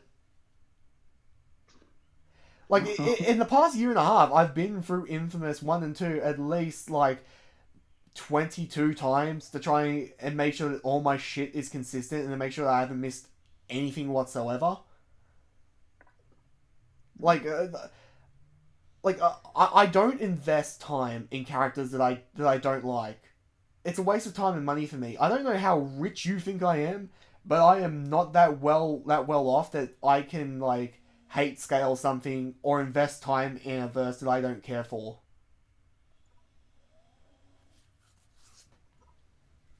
The description of the gameplay, so basically using gameplay mechanics as concrete proof that Cole is weak, and have the actual nerve to call everyone with common sense a fanboy for disagreeing with you. You embody everything that people hate about scalers. You misrepresent characters by twisting and misrepresenting evidence, trying to be... How am I misrepresenting evidence when you're literally showing the feat? Yeah. Also, this kind of doesn't really tackle the bigger, broader question, which is that we're talking a lot about characters in their archetypes, specifically throwing claims out there like Cole is known for his durability. He's not at all. He's a versatile mid to long range fighter that uses multiple different types of projectiles. Versus Alex, who is mostly a transformation style hack based character that can fight at any range with a given sandbox of abilities. So, in order to address how a character fights Alex, you have to address his hacks. And I've noticed that in this entire video, he has not done that one time. In fact, the only time he's talked about Alex is just to talk about how there's a bias and how the sun feat doesn't matter. Like, what about the absorption? What about like any of the other abilities or powers? What about I mean, this is what about like the 30 plus powers that I talk about in Alex versus Albert Wesker, or like the differences in powers and why Alex can counter him in the same debunk video that you're lying about debunking? yeah. I'm just saying it would seem very misleading to make a debunk video of Alex versus Cole if you're not really debunking the result or even like most of the research. It's just not very comprehensive. I think he could have done a way better job. But we're lower numbers. Alex who uses his powers not only makes big clouds come overhead, but also moves the very sun itself. It's the very definition of a glass cannon. He has multiple statements and showing that being seriously injured and can be outrightly killed by an unlucky RPG blast and an exploding car. To insult people for rightly not agreeing. Before we get into it, let's be real for a second. His durability? Yeah, this is something that I'm going to acknowledge as well. It's like, you're upset because I'm going hard at a verse. Like, I'm sorry, this was an hour and a half video. By the time the video was over, I was so pissed off and ready to have it out. Because again, this took me 7 fucking months. But then again, like, I'm gonna, like, say this now. It's a gimmick. It's a persona. I'm playing a heel in the video. I'm not naturally like that as a person. And even then, like, I only play it up because people like it and they think it's funny. That's why I played the heel. And when it came to Alex versus Cole, there was never going to be a way that I could ride the fence and make it look like that I gave both of them a good shot. So it's just like, well, the evidence is there, but I might as well have fun with it, and I might as well pick a side and play the villain. I would actually alter a different perspective, and this is more so not on this matchup, but just on matchups in general. That hardly any matchups that are ever put together are ever fair, because I don't know if you guys have noticed this when you power scale, but it is literally survival of the fittest. It is a battle to the death between two people trying to murder each other with everything they have and the evidence that you have for both sides. It is rarely ever going to be a fair fight, especially when it's between two different verses that have different sets of powers. Especially someone like Alex and someone like Cole. We're completely different types of fighters. So this idea that a person is going to even be completely impartially balanced against them is not, or should be, is not realistic in the slightest. It's also not even remotely accurate because it presumes, it equivocates, committing an equivocation fallacy, that both sides have a fair chance. That's just not true. That's not true most of the time. Well, Especially if we're talking matchups that actually have like a proper thematical background, which I would argue Cole and Alex have like almost nothing in common. Well, it's one of those things where it's like, I tried riding the fence with the Power of Cole video, where I tried to be as courteous as possible and tried to toe the line, and it pleased no one. Because I didn't pick a side. And with this one, it's like, I'm sorry if what I said annoyed you, even though I even say at the end of the video that they were just jokes that I was poking fun at. Like, it's not really my serious opinion on shit. But you get a lot more when you actually, like, show definitively what side you sit on. Well, it's also like a lot easier to just get your thoughts out when you commit to something. But I'm as a person who is very, very, very much about presenting the empirical basis for things, I don't so much give a fuck what my what my personal thoughts on the subject are. I only care about what the evidence directly shows. I've only ever cared about that. Yeah, Even if I have personal opinions, I put those aside. So if there is a massive stomp to be had in the subject, especially on a popular matchup, I'm going to go into detail in it. I don't give a fuck what anyone says. That doesn't matter. yeah. That's irrelevant. Your opinions mean nothing compared to the evidence, I want to say whether they're correct or not. I want to say this now. Like, if you think that what I said in the video either went over the line or I was like I said some things out of pocket, I want you to understand. I took I took jokes and stuff out that I toned back some of the things that I was gonna say because either it either saved time or it didn't help my argument or it just wasn't something that in retrospect that was going to be funny. Like you can ask Mangler. He read the original script. There were some real out of pocket things that I had in there that if you watch the video Yeah. now are not in there. Yeah, some of that stuff had to be tweaked. There's a reason multiple people went in there and had to edit things with him. Like it isn't. Well, what came out in that script was not all of what just Kyle did. Like multiple people looked over that and double checked it to make sure it was like proofread, not That- just grammatically, but also that it made sense from a perspective of what he was trying to accomplish. Well, it wasn't even just that. It was also I had a bunch of like some of the best scalers that I know go through and made sure that all the scaling made sense, that there was nothing that people can come back on, and that's why it took so long because this is such a touchy matchup that it needed all this time. I literally went through. I didn't do this for your video. I just did this because like I had already purchased Prototype and I had been doing my streams back then. But when I went through the Prototype games, I immediately started going through all the statements of the guidebooks of the comics at the time, and I gave you my thoughts about it because I knew you were still working on that project and it was going to take you some time. So I figured it would probably kill two birds with one stone if I just had the discussion with you because I could get that out of the way and then you could add that to whatever your script is so that you could have more information to make up your thoughts. It would just help things along easier. Yeah, and during the video, there's I think there are two bits where I literally say that like Mangler changed my mind on two different things after having a discussion with him.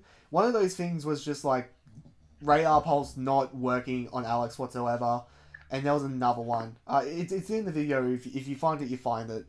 But Mangler, who has way less experience than I do in the prototype verse, because he had fresh eyes, he gave me a new perspective of arguments that could be like mustered up as well.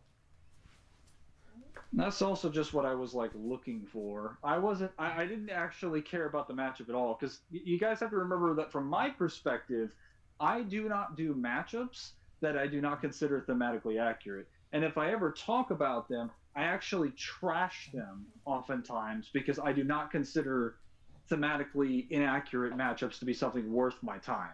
So I won't spend I'll spend a lot of effort trying to go over them, but like unless it's my research project, I will not give it my all. And since it's not, since I was just going through Prototype for fun and I was noticing things, this is the stuff I came with. If I was fully researching Prototype, I probably would have came in with more information. Well, it's The one I also gave Kyle. it's also the fact of like I didn't want to do this matchup, and I've made this abundantly clear over the months I did streams and even in the video. This match bores me the fucking tears. I don't like this matchup, but because I've already done videos on both of these characters, and people have asked me numerous times to do the matchup, I thought, fuck it, why not? It's going to be the only time these two get any kind of proper representation anyway. Anyway, let's continue. I think we've thoroughly explained our thoughts on the matter. It's garbage. Before any of you fanboys get your opinions into risk, Like you're not a raging Prototype fanboy yourself. Yet I said Alex Mercer Not an argument. can take on feats and you're but no, I'm not a fanboy. You think you're always right and everyone else is wrong. And you're gonna have the nerve to say that you hate anti-scalers. Yes, if you have a problem, if you have a problem with how I scale Cole, Alex, or the video in general, you have all the rights in the world to challenge me to a debate, and I will offer that same courtesy to you. Now, you also have the now. Just because I offer you the chance to debate me, doesn't mean you are obligated to debate me. If you don't want to debate me, that's absolutely fine. But I am still gonna throw out the option anyway, just to be polite. But you are not obligated in any way, shape, or form. I am not pressuring you. You don't have to debate me on this topic if you don't want to. And to be clear, we have to reiterate this again. This is not indicative. We don't take this as indicative of someone's stance, but no one is to go after a person because they do or do not accept a debate. Let's be very clear about that. And we're not the kind of people who like to harass people in debates. We don't do that shit. That's not fun. It's not fun when it's done to other people. It wouldn't be fun if we were doing it either. So, yeah. And also, he brings up these 3 videos, and I know that the Versus community has already debunked these 3 videos anyway, so there's no point even going over them. Yeah, I don't know why he uses Rogu Rabba as, like... Roga is... I don't know if I would even call Roga a power scaler. The guy's basically, like, illiterate when it comes to power scaling. He's so bad. Like, I would actually argue he's worse than the anti-power scalers, because they at least have to dig their heels into a subject to find ways to nitpick it. He doesn't even try when it comes to some verses. He just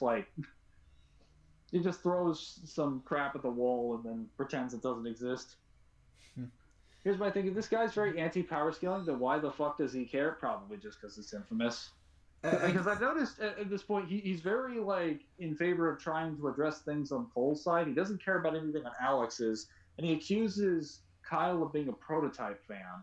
So he's labeling intent on the part of Cole's opponent. He's hyperfixated on the things that Cole's being attributed to, which put him in a negative context, and he's hyperfixated on the things that put Alex in a positive context.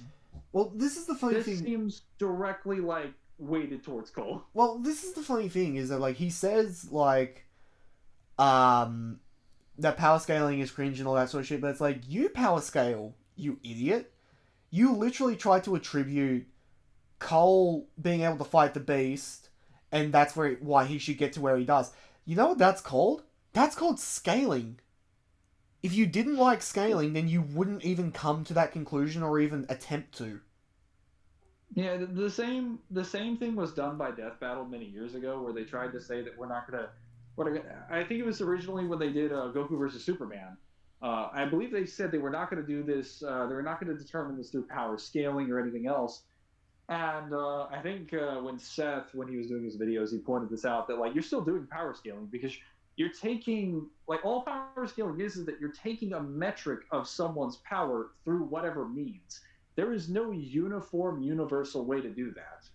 Like, there's no law that says that when Kyle has to go scale prototype, he has to specifically go get a ruler, like some meter, like, flask, and, like, a few other objects, and use the scientific method, and only then can he determine how powerful Alex is. Like, no. Like, what? He could use any method under the sun to get to that conclusion, and that would be power scaling. The problem, there's, like, an infinite number of ways to do that. The problem with anti-power scalers is they're so fixated in this dogma of trying to go against power scaling, but you power scale too, all the time. You just don't like where certain people get certain characters. If you truly felt like power scaling was that bad, you would never use it. You would take each individual feat on its own individual level, and you wouldn't try and correlate it to anything else. Even trying to use some of Wolf's statements for the force conduits is also a type of scaling.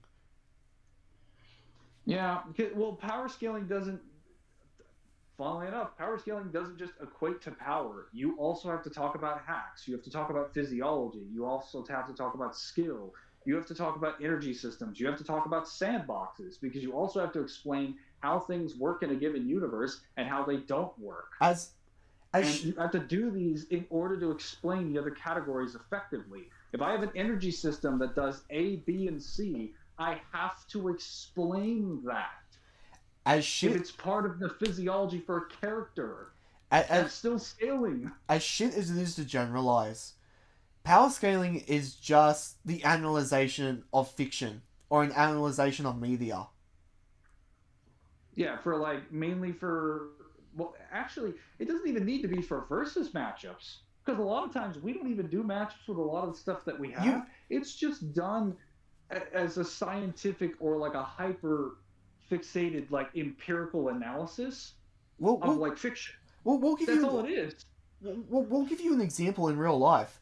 You have historical professors who will like debate with each other and agree what ancient armies could beat what ancient armies based on their equipment and how they formulate like their army. There's often a good example would be like wrestling matches. Wrestling matches, and well, not just wrestling matches, but also various like sports offer various wagers on what teams would win, what people would beat each other in a fight, and the things that they use. It's easier in wrestling because wrestling is like a direct one, but the things this also happens in like football as well. They'll use the statistics of records of players, how often they get this, how fast they're shown to do these things, how often they can take hits. These things are weighed in not just by announcers but also fans of the specific like profession in question. Before we move on, like I'll give you one more. Um, Children do it all the time without even realizing they're power scaling. You'll have a group of kids who will like race each other, but they will objectively look at someone and be like, if you can't beat me in a race, you're not beating Steven, because Steven is faster than me. Yeah, Steven's gotten out to the county race and he's beaten everybody. Like, yeah, okay, so then he's being used as a metric to measure against everyone else. What about like literally every sport played in, not even just competitively, played at like the casual level? Watch these 3 videos if you want to know why I don't like scalers, or check out the guy whose video I'm debunking right now. He's Oh, this is just sidebar. I know why he doesn't like power scaling because I fucking wrangled it out of him during our DMs.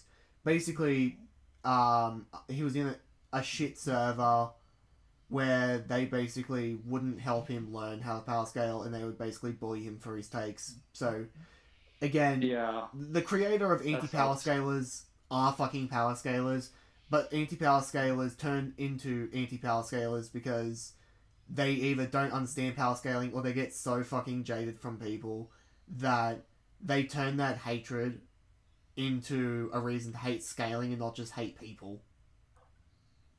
yeah, it's like I'm sorry if that was your experience, but like if those people are really treating you like that, then you need to find somewhere else to like find your interest and passion in a hobby if you really care that much, instead of converting it into spite. No, because it's sad because every anti-power scaler has the exact same shitty villain origin story. Where it's just like, okay, so you met a bunch of shit people and now you don't like power scaling. Power scaling has done nothing wrong to you. People have wronged you. Yeah. not Now, if you single-handedly. think power scaling is that bad, you would not care about the stuff and go and do something. You wouldn't interact with something you just don't like. True. No, he definitely likes it to some extent, and he's probably trying to express his passion in some way. It's just a very different type of interaction. Responsible for why I don't like them, but he embodies every single thing I don't like about them. He's like a character South Park would come up with to make fun of scalers. If whole Bali be scaled told the same way he scaled Alex, his Cole scaling video would be like this scaling video. Side gig. Fucking. What video is that?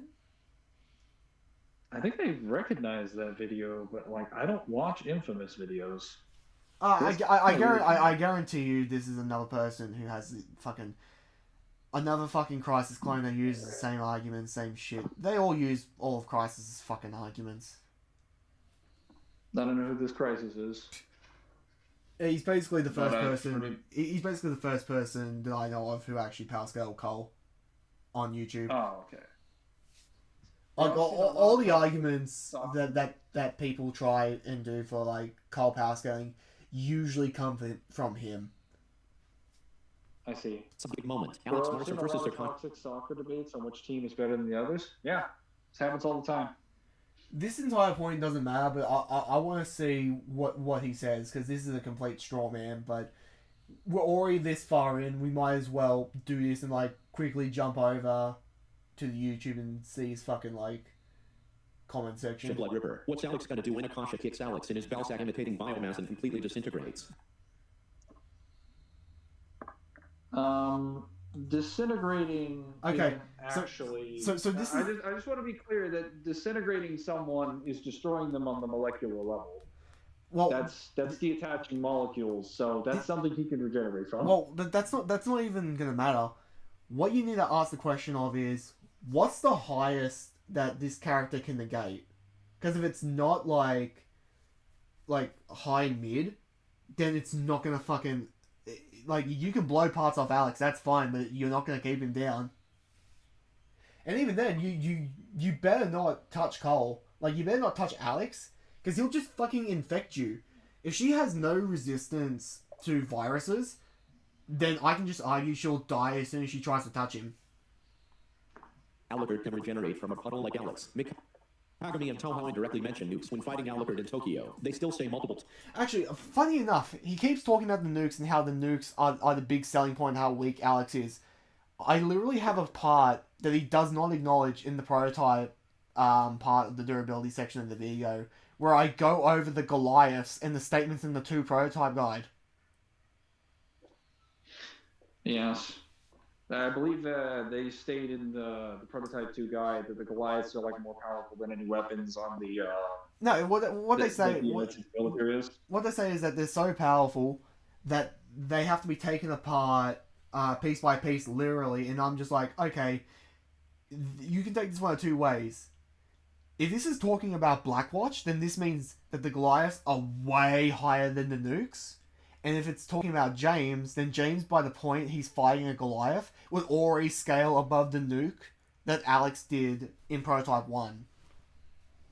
I'm pretty sure it's referring to Blackwatch, because at this point it wouldn't have been. At this point, you wouldn't be getting any information about James Heller. times he was gonna destroy the world. They fought him along. Okay, so this is something as well, because the Beast has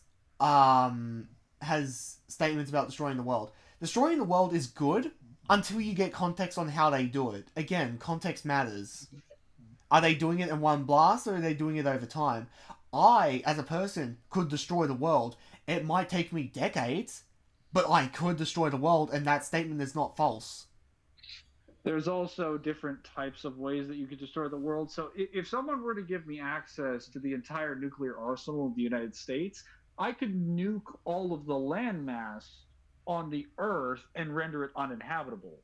Let me be clear here. I would not be destroying the actual planet. I wouldn't even be destroying all the continents or even the countries. I would only be destroying the surface area of what exists on the top, and maybe if we're being generous, all of the matter that exists within the civilized areas that humans have. I would mostly just be making it uninhabitable. And even then, that would only be at most 20 to 30% of the landmass on the very surface of the Earth. Alongside Akasha 200 years ago. Yeah, that's not blowing up the planet. So they're obviously not very confident nukes are gonna stop him. Alex was obliterated by the ascent of a nuke. Again, I just went over that. No need to reiterate. Akasha can use her creation powers. There's nothing stopping her from creating a minigun that fires Tsar bombers. If you're gonna argue for a creation feat, you can only argue for what she has shown to create. Otherwise you fall into a no limits fallacy. Well, we've kind of already covered why like a nuke in general wouldn't work, but the nuke that was made by Blackwatch that they were going to use was going to turn Manhattan to glass. So it was way more powerful than the Tsar Bomba. So even assuming that she could fire those at him, those wouldn't really do anything. To do whatever she wants with no limits. She can go back in time to before Alex woke up in the morgue and shoot Alex with a reality-erasing weapon she just created. Alex can consume her. Alucard tried twice and it didn't work. Shitso can... Okay, so she can go back in time. You're assuming he's going to give her the chance because you haven't gone over how fast she is. And also, that is you're also assuming that she knows which morgue he's in, because I'm sorry, New York has multiple morgues as they have multiple hospitals. She'll also have to get there before he wakes up, and he wakes up a couple of hours after he infects himself. She'll have to know so much predetermined knowledge. You can't make this argument, and it just sounds like you're having a whinge. Well, so what information is given on this assimilation process that this character has? Because it would have to be pretty damn impressive. I mean, in the case of Alex's, we can quantify that the amount of biomass that he gets is proportionate to the amount of, like, not just what he's consumed, but also the evolutionary process he's participated in, which is literally billions of years old if we're including Elizabeth Green, and the black light itself is literally stated to be the basis of life on Earth. So, unless you have, like, an assimilating, hyper adaptive life form like the black light is, then for all intents and purposes, this is just some random assimilation ability. There's no reason to assume it's on the level of something like the black light. Go back in time to before Alex woke up in the morgue and shoot Alex with a reality-erasing weapon she just created. Alex can consume her. Alucard tried twice and it didn't work. So you say that she has a reality erasing gun. Are you saying, do you have evidence she can make that, or are you just pulling this out of your ass? Because if we get to pull shit out of our ass, Alex gets to make shit too because of how the black light works. So if we get to pull shit out of our ass, then fuck it. Alex has the ability to basically, as shown in one of the power things in 2, he could just fucking, like, have a whip fist that's as sharp as his actual blade and swing it around, and it could just go to the distance of the moon. If we're gonna pull shit out of our ass, then, man, let's go. Something real good. Hang on. This is one of the statements from Pentina.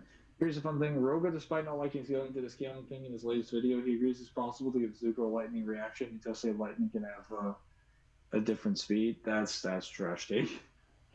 But whatever. He dodges lightning. He dodges, interacts, and redirects lightning. There's no debate here. You can't possibly take that position with anything less than 5 brain cells.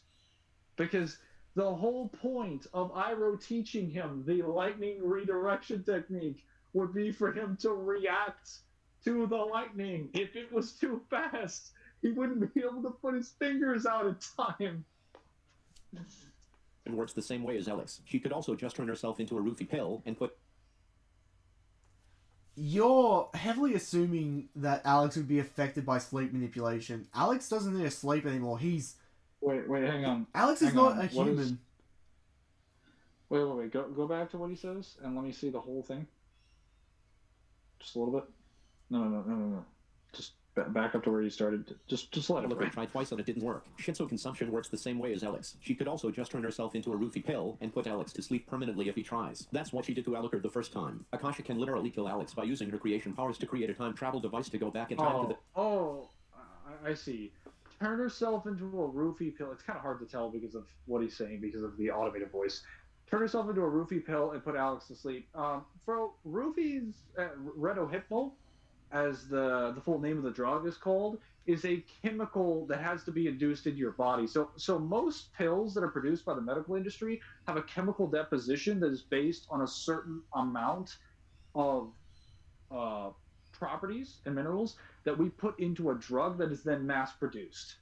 So you could just argue that Alex, by virtue of all the different biomasses of people that he's absorbed, would have such a sufficiently high amount of chemical disposition that most drugs produced wouldn't work on him at all.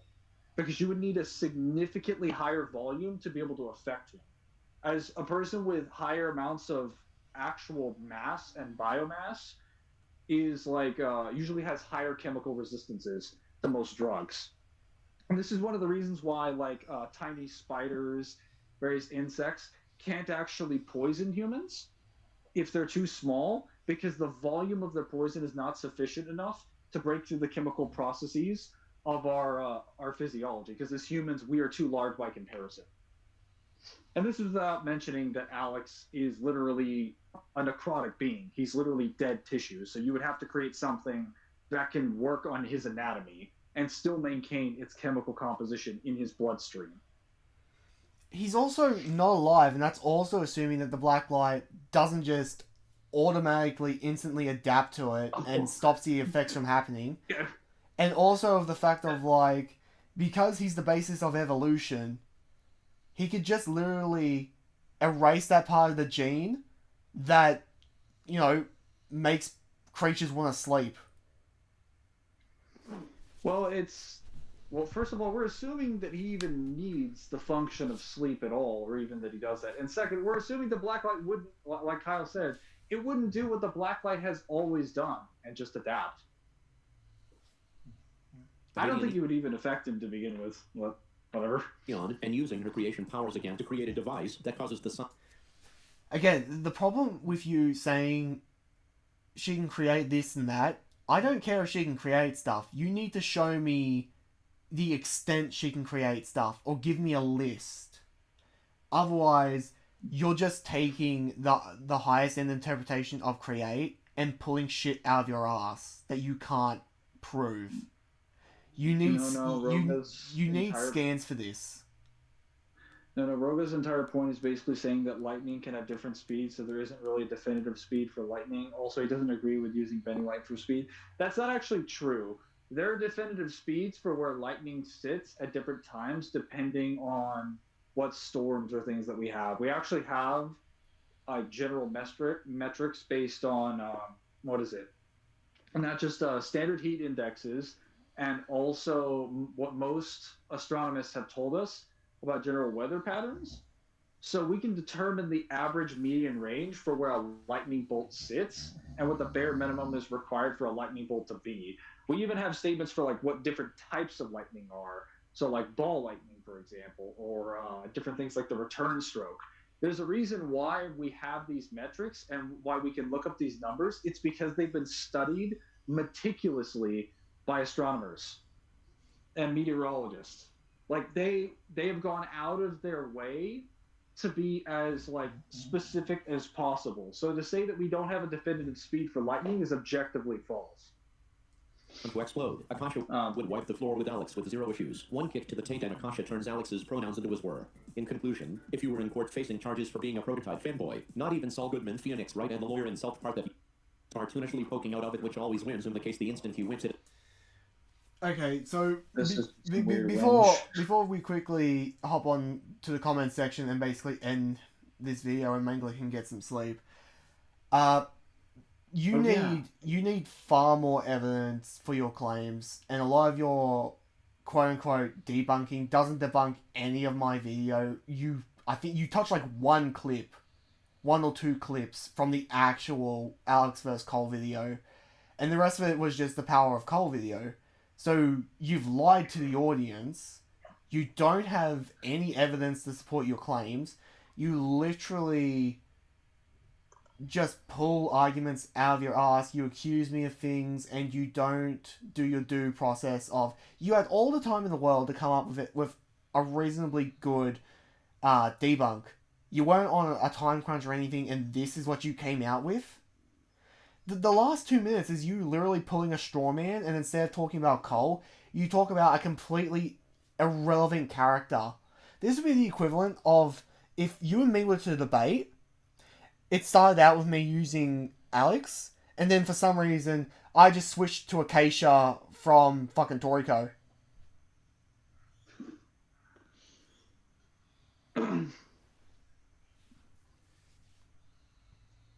Yeah, like, not entirely pleased about this debunk. I kind of wanted to learn something, but all this basically came down to was a giant whinge. I assumed it would be more Cole focused, not really talking about Alex at all. But I guess I guess it did have a little bit more than I was expecting. Well, But well, when he's talking about Alex, it just comes across as it was ignorant. definitely very misleading. Because when you're talking about Alex, it just comes across as ignorant.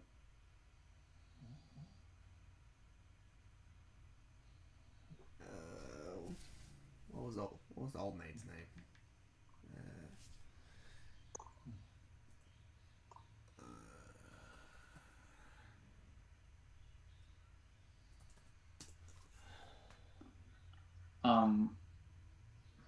Just put in Alex versus Cole debunked. Just put in Alex versus Cole debunked, and it will show up as the first video. Mangler aquatic means sea creatures. I know. Let's see who wins. Me, Kyle, and Mangler, or our pets. Probably my dog. Where is the filters? Just my dog. Give me. Well, let's see. Give me upload date. It would end with him eating us all. There we go. I do not condone harassment against Shut the up. individual in the video Shut in any up. way. We just been for you. Shut up. Alright. Oh, comment. I know he put that bullshit anti-feat of Cole nearly being killed by a semi-truck in the collision in the video. That shit is so easily debunkable. I gotta stop this tactic of just giving them shit. In the comic, Zeke straight up tells Trish that Cole walked out of the hospital the day after he had the head-on collision with a truck. Hits in... Okay, so what he's talking about is that Zeke basically says that, like, Cole got hit by a truck and he survived. This is before he gets his conduit powers.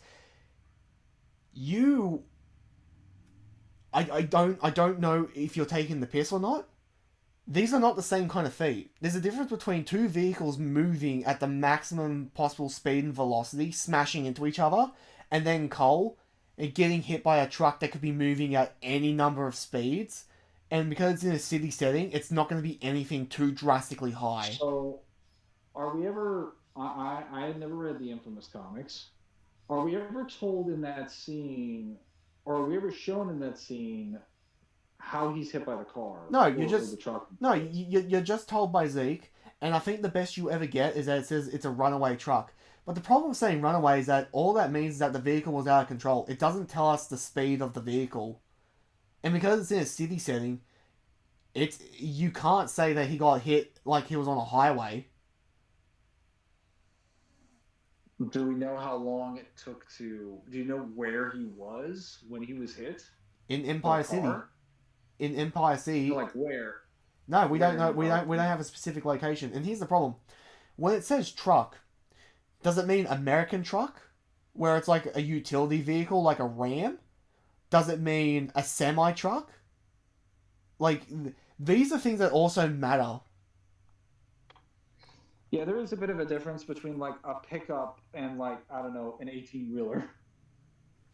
Like this. There's about a few metric tons worth of difference, which is the difference between like small building level to building level to large building level. That's like an order of magnitudes worth of difference in terms of force. So it kind of does make it. I mean, I guess for his perspective, even if you argued that Cole was large building level, that probably would be lower than he's willing to admit. But it would make a difference, what I'm saying.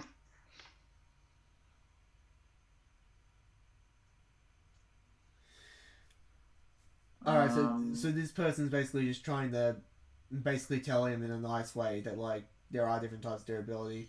I just don't think a bullet, let alone a 9mm, should be penetrating Alex's flesh if he has the durability to withstand mountain-level attacks. Again, this is ignoring different types of durability. This is you being ignorant at this point. This is... I don't even know if you're dumb. This is just you being willfully ignorant. I think we went over most of these things. He does say that his video wasn't really intended to debunk the verdict, just the absolute bullshit that was said about Cole. Like, well, then this video is misleading. Oh, yeah, he says it again down here. Yeah. That's fine. He does say when people calculate feats, he puts that under the category of trying to stretch evidence to boost the numbers as much as possible. That depends on the evidence being presented. I mean, I think if it's like pixels calking, I can sort of respect that. But, like, in the cases of like most metrics used for most feats nowadays, most people just take the either like they just take the approximate size or given range of an object, what the median mass of it is, and then they measure it against like a standard velocity, and then they calculate what that is. It's not like it's not done with like a high or a low ball range to get things as high as possible. It's done because that's the only way you can make a calculation. So let's say It's not a stretching. well, let's say that I start taking power boosts that like Toriko gets under advisement, and I start doing calculations that way. Are you going to start looking at it as like I'm trying to stretch the evidence now, or are Yeah. those calculations fine? Yeah, like a good example, a conversation I had with Kyle about some of Toriko was that I was showing him some of the feats I was going through when I went through Toriko, and I showed him a waterfall feat where the characters look at the waterfall and they directly on panels state how much water is dropping off the waterfall in an approximate amount of tons. It is like I think like tens of millions to hundreds of millions of tons. And in the scene, one of the characters that is working with Toriko has to literally extend his hair up to a certain distance in order to reflect the attack, like the water back at it, because they have to break the waterfall as part of their training. And Toriko also has to punch it, so they have to combine their force together to the point where he literally has to take his strongest punch, fire it at his friend, and then his friend has to redirect it upwards, which then blows all the water away.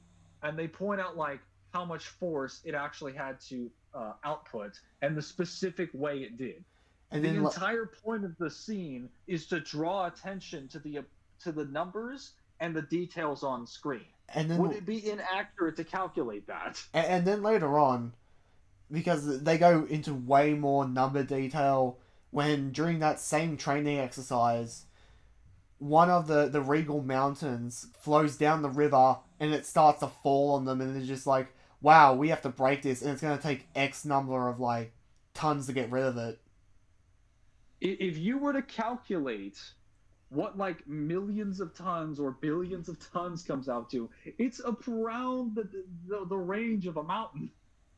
Yeah. Ironically, like they know the author knew what he was talking about. He looked this information up.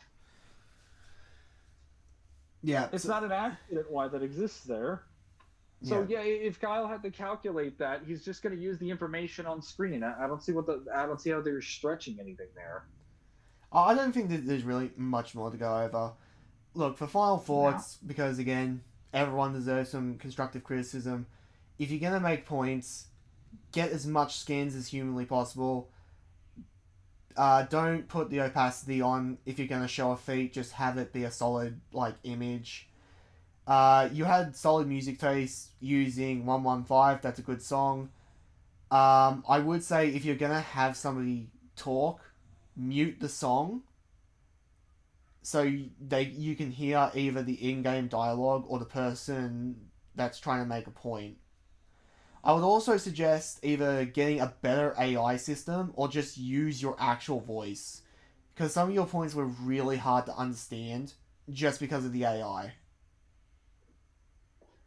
Yeah, I wasn't able to understand a lot of things because of the AI. It felt like there was a bit of a, not distortion in his voice, but a distortion between his message and the AI like speaking directly. It was a little weird. Yeah. Before like I just felt like there was a disconnect. It just felt a little bit misleading, like a disconnect between what he was trying to talk about and what was conveyed in his video. Yeah. I think it could have been a lot longer. Yeah, there's definitely like, if you're also going to advertise it as you're debunking this specific video, even if it's just like a certain character's section, use footage and arguments from that video, not another one. Because then it comes across as you being dishonest and misleading. Yeah, I'm tired now. I think I'm gonna go to bed. Other than that, thank you, Mr. Mangler, for joining me on this very auspicious day. You go to sleep, buddy. You deserve it. In about 20 minutes, we'll be streaming Sly Cooper 1, because giving Metal Gear a bit of a break. Look, if you decide to respond to this, I'm not going to respond back. If you want my comeback, you can scrape it off your mum's teeth. No, I'm joking. You can hit me up or get somebody to hit me up so I can unblock you, and we'll have a debate about this. Other than that, everyone have a good night, and I'll see you in about 20 minutes to half an hour. I still